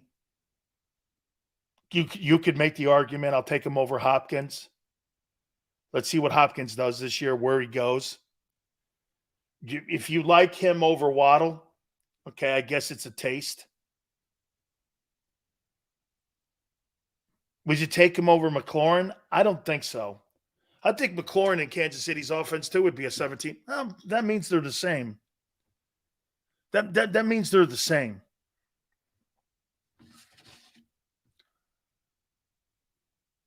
Stephon Diggs. Let me look at that. Is he comparable to Stephon Diggs? Stephon Diggs stats. Oh, no. No. Wow. 720, 903, 849, then 1029, 102 catches. 1130, 63 catches. 2020, 127 catches, 1535. Came back the next year. In the last 3 years, he's had 100 catches. 103, 108. 1225, and this last year he had 1429. And he's had 29 touchdowns in the last 3 years. Now, he is the number 1 option. Okay? He is the number one option. And can you imagine this? Minnesota sent that guy away because they knew they had Jefferson. Can you imagine if they had Diggs and Jefferson on the same football team? And that's Kirk Cousins in the building. How insane would that be? Yeah, and to be candid, the other guy has a great catch percentage when it comes to the amount of yards he gets per catch. But they need another number 2 up there, in my opinion, if they're going to be successful this season, and they need a better run game. I like Devontae more than Diggs, man. Diggs has got big numbers, though. Diggs and Evans, those are big numbers. Top 5 route runner?